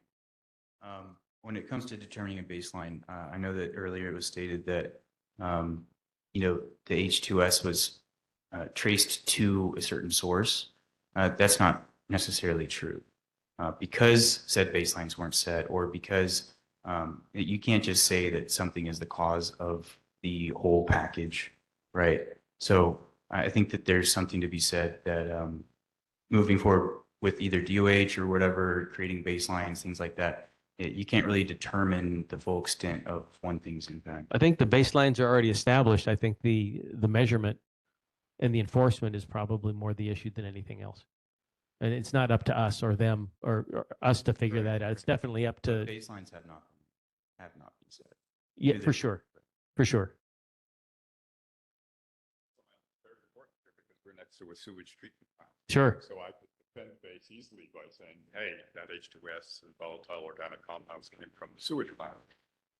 It proved not to be the Would you case like to? here, but that's the importance of the baseline, is that if you do a big extraction, Len, I feel like we're getting into a conversation where you guys are going to go back and forth, and we'll probably be able to go back and forth all day. Yeah, exactly. Neil, last comment? Yeah, it seems, not that you guys are all talking at cross purposes. And I know nothing about this except, we pull mangroves to, where we don't want them, like in fish ponds and things like that. Okay. But what I heard was, okay, and I am biology major, disturbing the soil and the anaerobic bacteria. These mangroves act like a collector of garbage next to a sewage plant. This I know. Okay, so if you can manage to do minimal disturbance to the soil, that would be something that would be most helpful. Now, how you go about, I'm talking to you, it's your project, how you go about doing that and how you try to minimize that, messing up the soil, that would be a really good thing. Beyond that, the rest is water under the bridge. Okay. And yes, maybe the Department of Health needs to do better regulation in the future, et cetera, et cetera. Right now, in February, the point is they try not to disturb the soil as best you can. And that will give the free water time to evacuate what's in the soil after the mangroves are gone. And let's get on with it. That's a fantastic point. And one thing I forgot to mention is we do use some of that debris, so the cut trees, to kind of lay a track for the tractor to come in. And so it does kind of create like a small barrier between the actual soil and the tractor. I've seen that. I go by there twice a day. And I've smelled, I don't know, did you ever smell it when it was bad? Yeah, I've smelled it. Yeah, it's the worst. And I smell the plant all the time, and that's nothing. But when I went by this, it was in my car. It was bad. Anyway, what does this sound like to everyone? And these aren't whereases right now. These are just be it resolves. Publicly share in a timely and accessible manner of monitoring results and sampling data related to odor or toxin events affecting nearby residential areas, including identification of any exceedances of applicable health-based thresholds. That's one. Two, apply the principles reflected in the Kāne framework as an analytical guide to identify affected community, cultural, and natural resources, evaluate the extent to which airborne emissions or odors may impair public health, customary practices, or quality of life, and consider feasible operational or procedural measures to avoid, minimize, or mitigate such impacts. Kāne is a framework or an analytical guide that was established in 2000 by the Hawaii Supreme Court, which is, just basically is a nice way to malama the aina. I think Auntie Rocky's going to come and give us training on that in one of these upcoming sessions. Review and, where practical, enhance existing mitigation practices to reduce the likelihood and severity of offsite odor or airborne toxin impacts, including consideration of operational timing, environmental conditions, and alternative methods, and coordinate where practicable with the Hawaii Department of Health to improve transparency regarding monitoring, compliant response, mitigation actions related to odor or airborne toxin events affecting the Kaneohe community. That's not simply for MCBH, that's for anybody who's doing a project anywhere.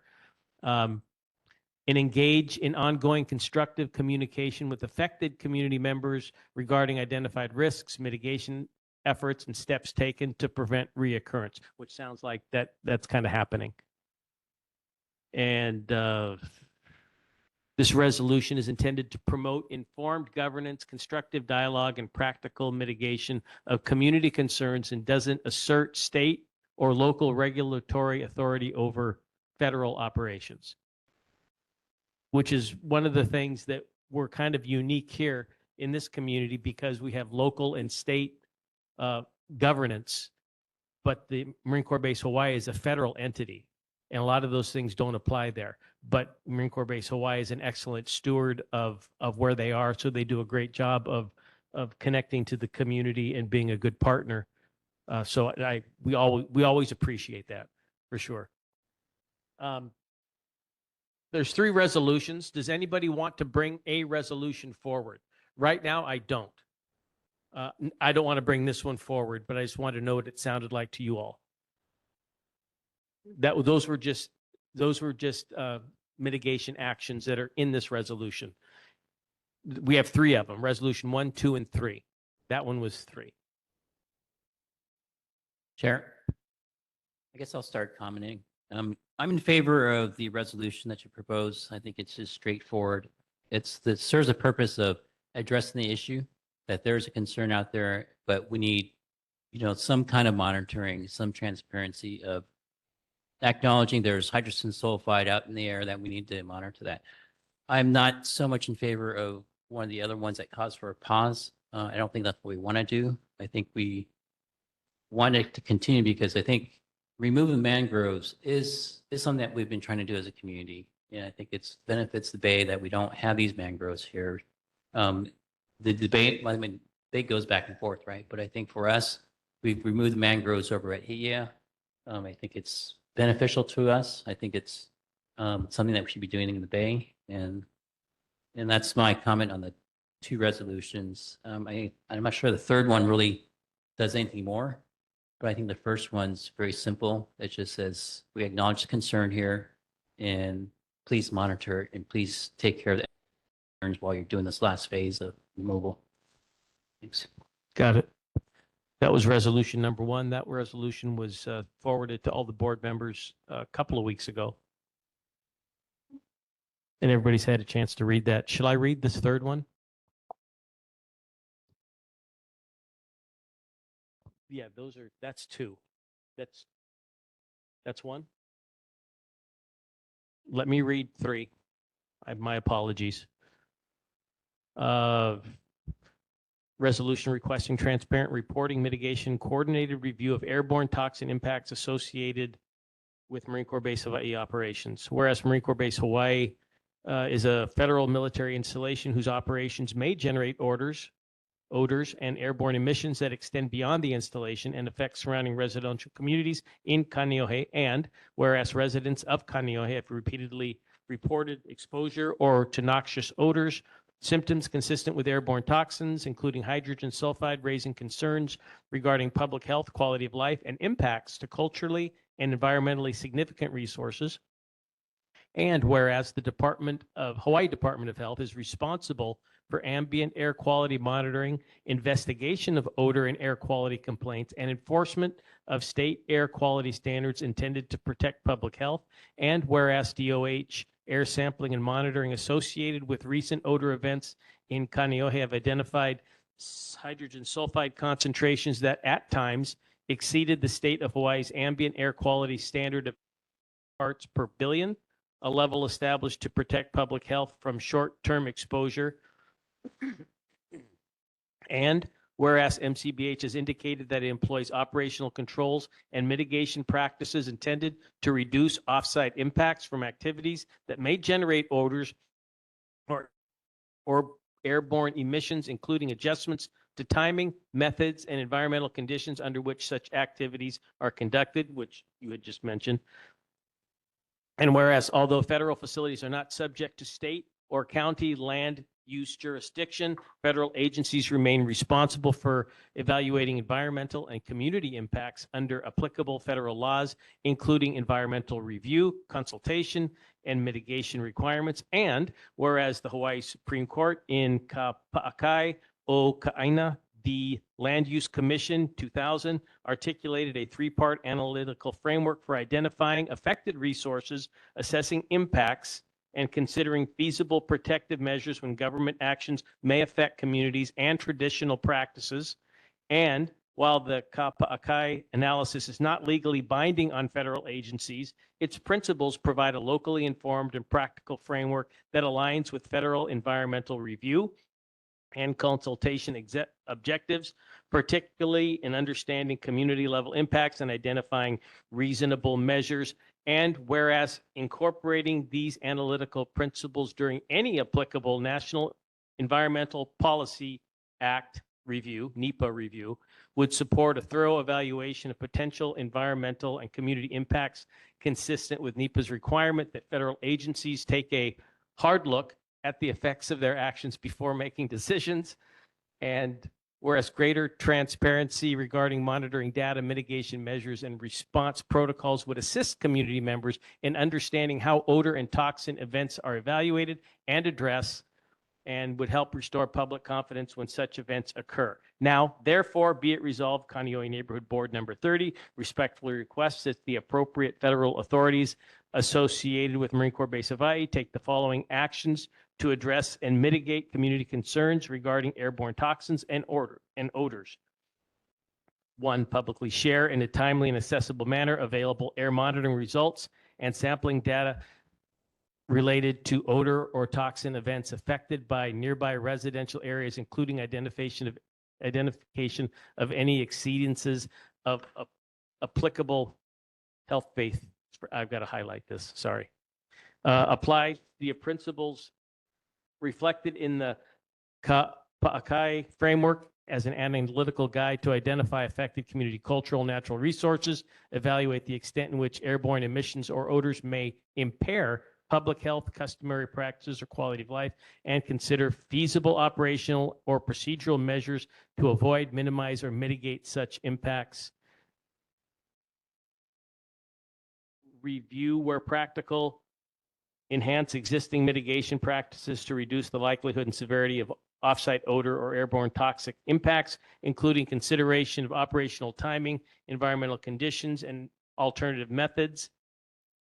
coordinate where practical with the Hawaii Department of Health to improve transparency regarding monitoring complaint response, mitigation actions related to odor or airborne toxin effects, events affecting Kaneohe community, and engage in ongoing constructive communication with affected community members regarding identified risks, mitigation efforts, and steps taken to prevent reoccurrence. Be it further resolved, this resolution is intended to promote informed constructive dialogue and practical mitigation of community concerns and does not assert state or local regulatory authority over federal operations. I paused there after the be it resolved because in my mind, as I'm reading this, I don't think this is all under Marine Corps Base Hawaii's purview to be responsible for all of that mitigation. So I think we have to either decide where the Department of Health sticks their nose into this, and I think they stick in a lot. Anyway, first of all, before we even discuss this, does anybody want to introduce this resolution as a resolution? To adopt, yeah, motion to adopt, sure. Motion to adopt, seconded? Seconded, all in favor? We'll discussion first? We're just going to open the floor. We open the floor to discussion for this resolution. Oh, That's what we're doing. oh, Yeah. So it's been moved, now we'll discuss. I haven't heard a vote yet, so No, it's been moved It's been moved and to seconded adopt to it, introduce it. second it, but now we'll discuss it, well, and now then we'll we- vote. Now we vote on it. and We then discuss first, right? Then we We, vote. no, we're not voting on the resolution. We're voting on opening the floor to discussion. Oh, okay. Yeah, so. Discussion open. Anybody oppose or abstain? To have So- discussion, right? I guess want to, Floor is open for discussion. okay, thanks. Just want to be clear which version there's 1, 2, and 3. This is number 3. I guess number 3 was the titled requesting targeted air quality monitoring and public disclosure during invasive mangrove removal at Taiga. Is that Marine Corps Base Hawaii? Is that? No, That's not it. no. This one is the requesting transparent reporting, mitigation, and coordinated review of airborne, Okay. Yeah. All right. Is there a copy of that? Can they send it down that way? Thanks. So have a point to discuss? Yeah, A discussion go ahead. point. I know you mentioned that this is all this be it resolved calls on the federal or the Marine Corps, Hawaii. Right. And the concern that you brought up was that a lot of this has to do with, say, DOH. However, where it calls in DOH, it does say coordinate where practical. That's what we're asking for. So it's not saying that they have to handle it, but to coordinate with DOH for like number 4, to improve transparency regarding monitoring, complaint response, mitigation actions, and so on. Yes. So I hear your concern, but I want to say it's actually, we're just calling on them to coordinate with DOH, not telling them to do DOH's work. Awesome. So that doesn't involve any change. Okay. I put this together from a variety of different things. I put it together from Windward Coalition's input. I put it together from Marine Corps Base Hawaii's input. I put it together based on some things I learned from Auntie Rocky. Not wed to any of this. So any changes that you want to make, anything that needs to be smoothed out, we definitely discuss. So everything is open to discuss.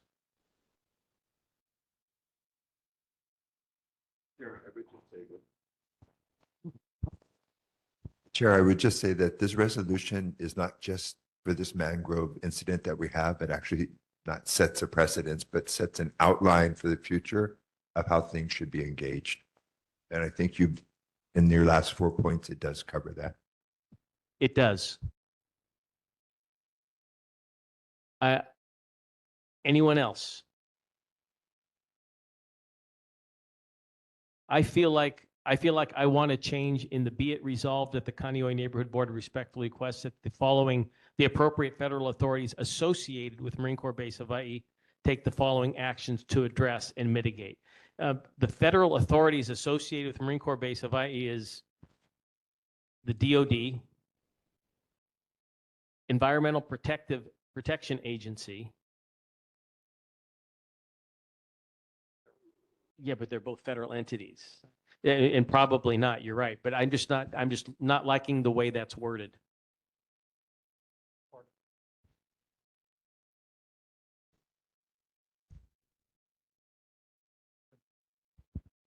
Yes. Yes, Anti-Rocky.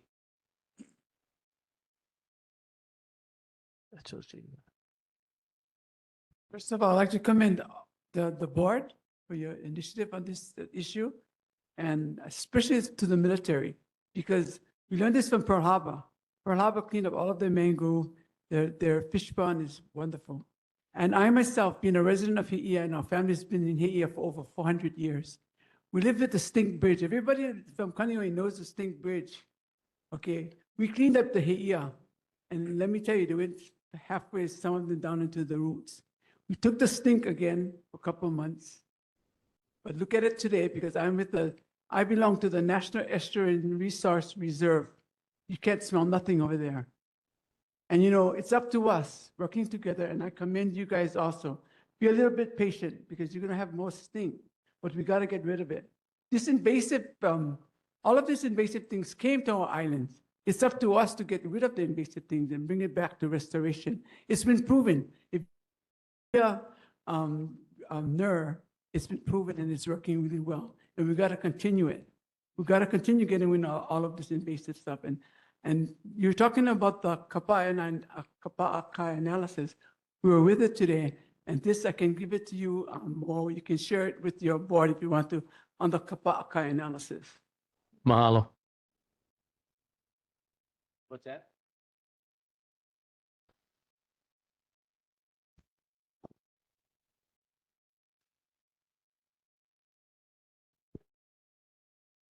This folder has a lot more than how I just characterized Ka'apakai. Here, I have a proposed amendment. So to address what you noted, and also if we are hoping that this is then not a framework, but a path that other projects can follow. I do agree with maybe removing this federal authorities associated with Marine Corps. I think we can take that out, and so it should read, be it resolved that Kāne Neighborhood Board number 30 respectfully requests that the entities completing the current mangrove removal project and those performing future mangrove removal projects address and mitigate community concerns regarding airborne toxins and odors, and then the rest remains the same. So it just generalizes it, right? Out of I like that. I like that. Can you read it again so I can make that change? It'll start from respectfully request that the entities. Okay, hold on. Entities, yes. Entities completing the Mhm. current mangrove removal project and those performing future mangrove removal projects. And then Hold on.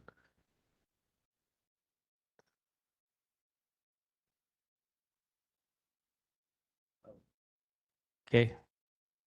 Future mangrove projects. Mangrove removal projects. And then we'll continue on with the remainder of what was already there at address and mitigate community concerns regarding airborne toxins and odors. That Yeah. last line. I like that. Yeah. That's Just good. Generalize. Yeah, that makes it better for me. And not just me. It's not about me. It's just Yeah, so that then leaves it as for this project and then for future projects as well. yeah, and whatever entity is governing that. Doing it, yeah. Perfect. Nice. Right, can I second that? Yeah, sure. So that's one change. Any other changes?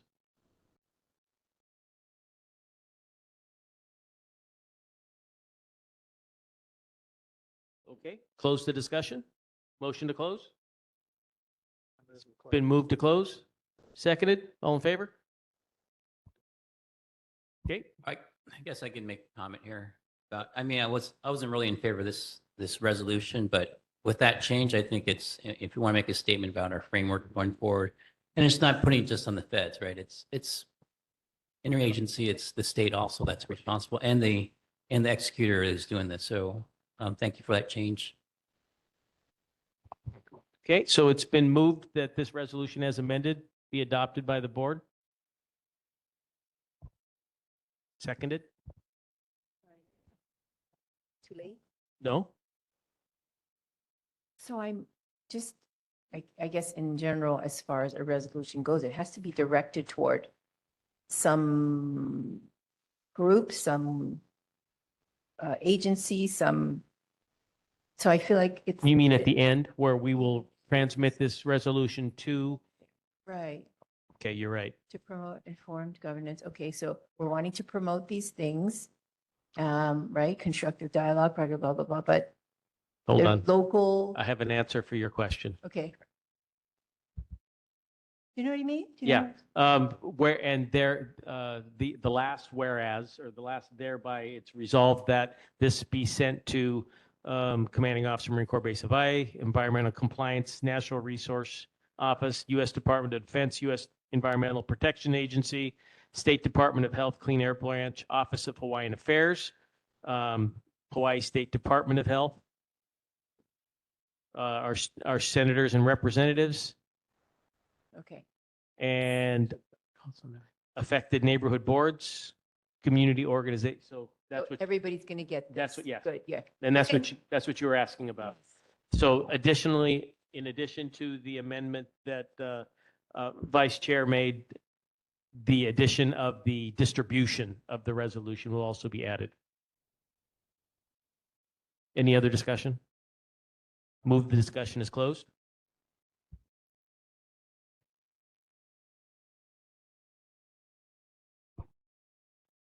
Move the discussion is closed? Yep, we have to So do it moved. again because we've opened it back up for discussion. So moved, it's been seconded? Seconded, Sakama. Thank you, seconded. All in favor of closing discussion? Aye. Any opposed or abstentions? Wonderful. Let's move on to the adoption of this resolution. Somebody want to make a motion to adopt this resolution as amended? Been moved to adopt as amended. Sakama second. Sacamone seconded. All in favor? Aye. Any opposition or abstentions? Well done. Okay. I think that was a, yeah, that was. No, that's, I did want to wrap this up. What else is on the agenda? There's one other resolution about the. Oh, the empty homes tax. We went through this whole thing and we were going to vote on the empty homes tax resolution that was brought up in November, but we did not have quorum. Everybody's had a chance to see that resolution? Are there any changes to that resolution that we wanted to make? Does anyone want to move to introduce that resolution? Move to adopt the empty homes tax resolution. Been seconded. Any discussion? So discussion here, Chair. Okay. I'm not in favor of the empty homes tax, and I think there are a couple of reasons. We've discussed this in the board before about, that it affects actual longtime homeowners here who sometimes want to hold on to their homes, and I think it's going to hurt them more than it generates inventory for the rental market. I just talked to a neighbor, original owners of the home 60 years ago. I mean, and they can't occupy it right now because their kids are all, or the generation that inherited, they're all on the mainland. They're not able to come back and live and work here. So they come in and out. It's an empty home. And are we forcing them to sell it, selling their chances of coming back to Hawaii?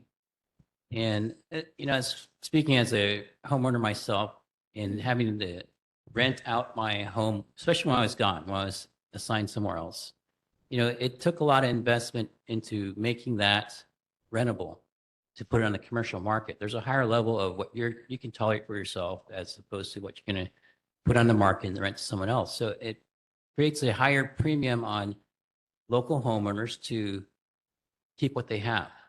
And I think this empty homes tax is not the incentive we need. I think we should have, well, if there's an open for amendment of saying, hey, how do we give incentives to people in Hawaii to keep their homes or increase the inventory? And I think in the last week, we also had this presidential declaration about banning corporations from investing in homes. It's not that they're buying homes to house their employees. They're buying as investments and leverage. And that's what we want to get away from. I think the intent of this resolution is, minimize that corporate investment in reinvestment and just flipping homes as opposed to opening up inventory for the local housing market. So that's my. Are there exemptions for local homeowners? There's a list of exemptions on there, and it has some things for, that are not here, but it's complicated enough that.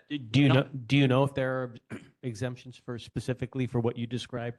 Somebody who wants to keep their house but doesn't have the wherewithal to. I can't see that. I look at the language of it. It's not very apparent. And so how does that, I guess it's called the classification residential E as being empty. How is that going to be applied and who's going to be affected by that? Just want to note, because I looked at it in November, but I don't recall what I saw in November. But I do know that in the resolution, it does identify that there is a whereas that notes that there is exemptions in that bill, the 2024 version, I guess, that does address or mitigate potential harms to local residents who may have a valid reason for owning additional homes, home units. They need to leave vacant. So I just want to say that there was that clause in there. Again, I appreciate that you looked at the bill. It's been a little bit since I looked at it, so I forget what it actually called out as exemptions, but I know that because there was a lot of discussion on that. I remember Esther actually brought up some points on that at one point. So I know some exemptions were put into the bill. I don't exactly know which ones though. Chair Sakamoto. Hi, Donald. I testified at City Council last year on this particular bill. And I remember there was a resident that came to us, neighbor board last year. She was inherited her mother's parents' house and she lives on the mainland. And she rented the house to college students. And she had a hard time getting them out. Finally got them out. They ransacked her whole house. And she said she doesn't want to rent the house. She comes here on occasionally when it's cold on the mainland, she comes here for the summer time or whatever. And then she goes back, but she does not want to rent. So that's the kind of things I see or hear that people don't want to rent because the tenants don't take care of the place. You put a deposit, you get that deposit back, but it's more work for them to repair the place and rent it out. The tenants have more rights than the landlord does. That's my Korea. Thank you. Thank you. Anyone else?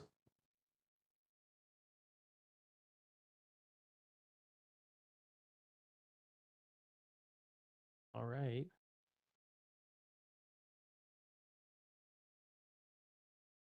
I'm pulling up the resolution right now.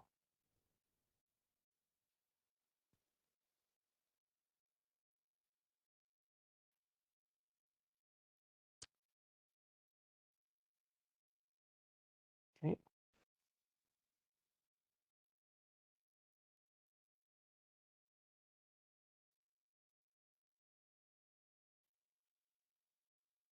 +15 exemptions included to protect locals, including repair renovations, preparing to be sold, owner and nursing homes, second home exemption for locals, and more. Okay, I don't know what the and more is, but that was just from the brief that we got on this. Okay. Any more discussion? Okay, it's been brought up. We've discussed. Discussion is closed. Does somebody want to reintroduce this, the motion? As we went back to discussion. So there's no more discussion. Make another motion then? Yes. Okay, so. If you want to, you don't have to. Yeah. Chair, Vice Chair Shizuma, move to adopt. Move to adopt the empty homes tax resolution as written. Been seconded? All in favor? Let's do a roll call. Vice Chair? Aye, yes. Abe? Patty?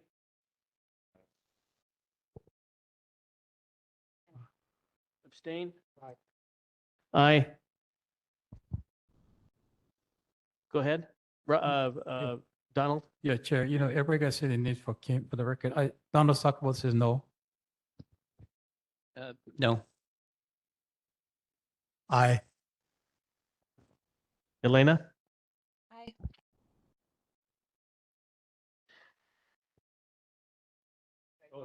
Oh, I'm sorry. Okay, why don't you call our names? Okay, so Sakamoto. In the vote again. Suckwell, no. You said yes or no? No, okay. Okay, Greg? Aye. Aye. Thank you. Hamashiro? No. Okay. Neil? Thank you. Okay. Then Laura? Okay. Dell? You. And then Elena? Aye. Thank you. Abe? And then is John online? John Hewitt?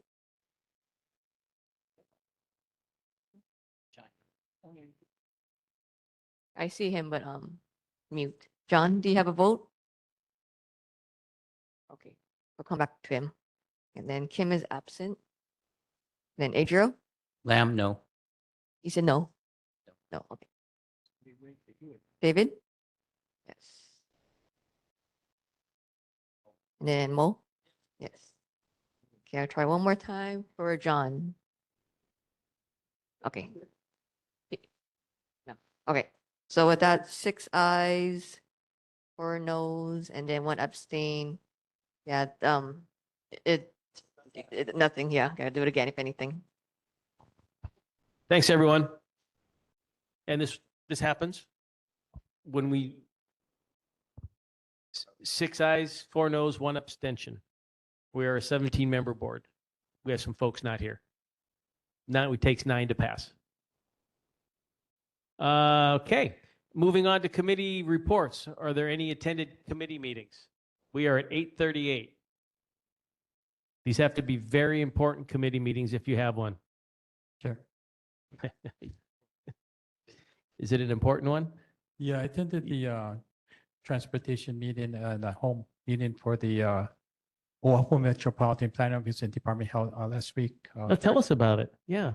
And there was talk about the speeding, the highway speeding. It's been talked about it on DOT. Mm-hmm. And then they need more emphasis on, have restrictions on what these people are doing. And then we had transit-oriented development. We had discussion about what they're going to do to make more affordable homes at this rail stations. And then Kevin Ojur is the director, and we talked to him. Yeah, it was a good forum. It was 8 a.m. to 4 o'clock in the afternoon. It was a long stuff. Yeah. Awesome. Thank you. Anybody else have any committee reports or assignments to report? Chair, one more thing. I would like to say that on the agenda, I'm on the emergency committee, but I wasn't listed. So if that could be on the next agenda, please. Add Sakamoto to the Emergency Preparedness Committee. Our Education Committee is vacant. Is that correct? Did you say yes? No. Okay. You were on it before, but you moved someplace else. That committee is vacant. If anybody would like to serve on the Education Committee, Haiku Stairs is also vacant. The Environmental Committee is also vacant. although we probably should put the whole board on it after we had this discussion about the mangroves. And those are the others. Everybody else is on a committee someplace. If you want to serve on one of these committees, let us know. We'll make the change. If you guys want to meet, you can meet anytime you want to meet. You just have to agendize your meeting and provide some minutes, unless it's a permitted interaction group. Next meeting will be Thursday, February 19th at Windward Community College at Hali Akoakoa. So, okay, thank you very much. Good meeting today. This meeting is adjourned. Aloha.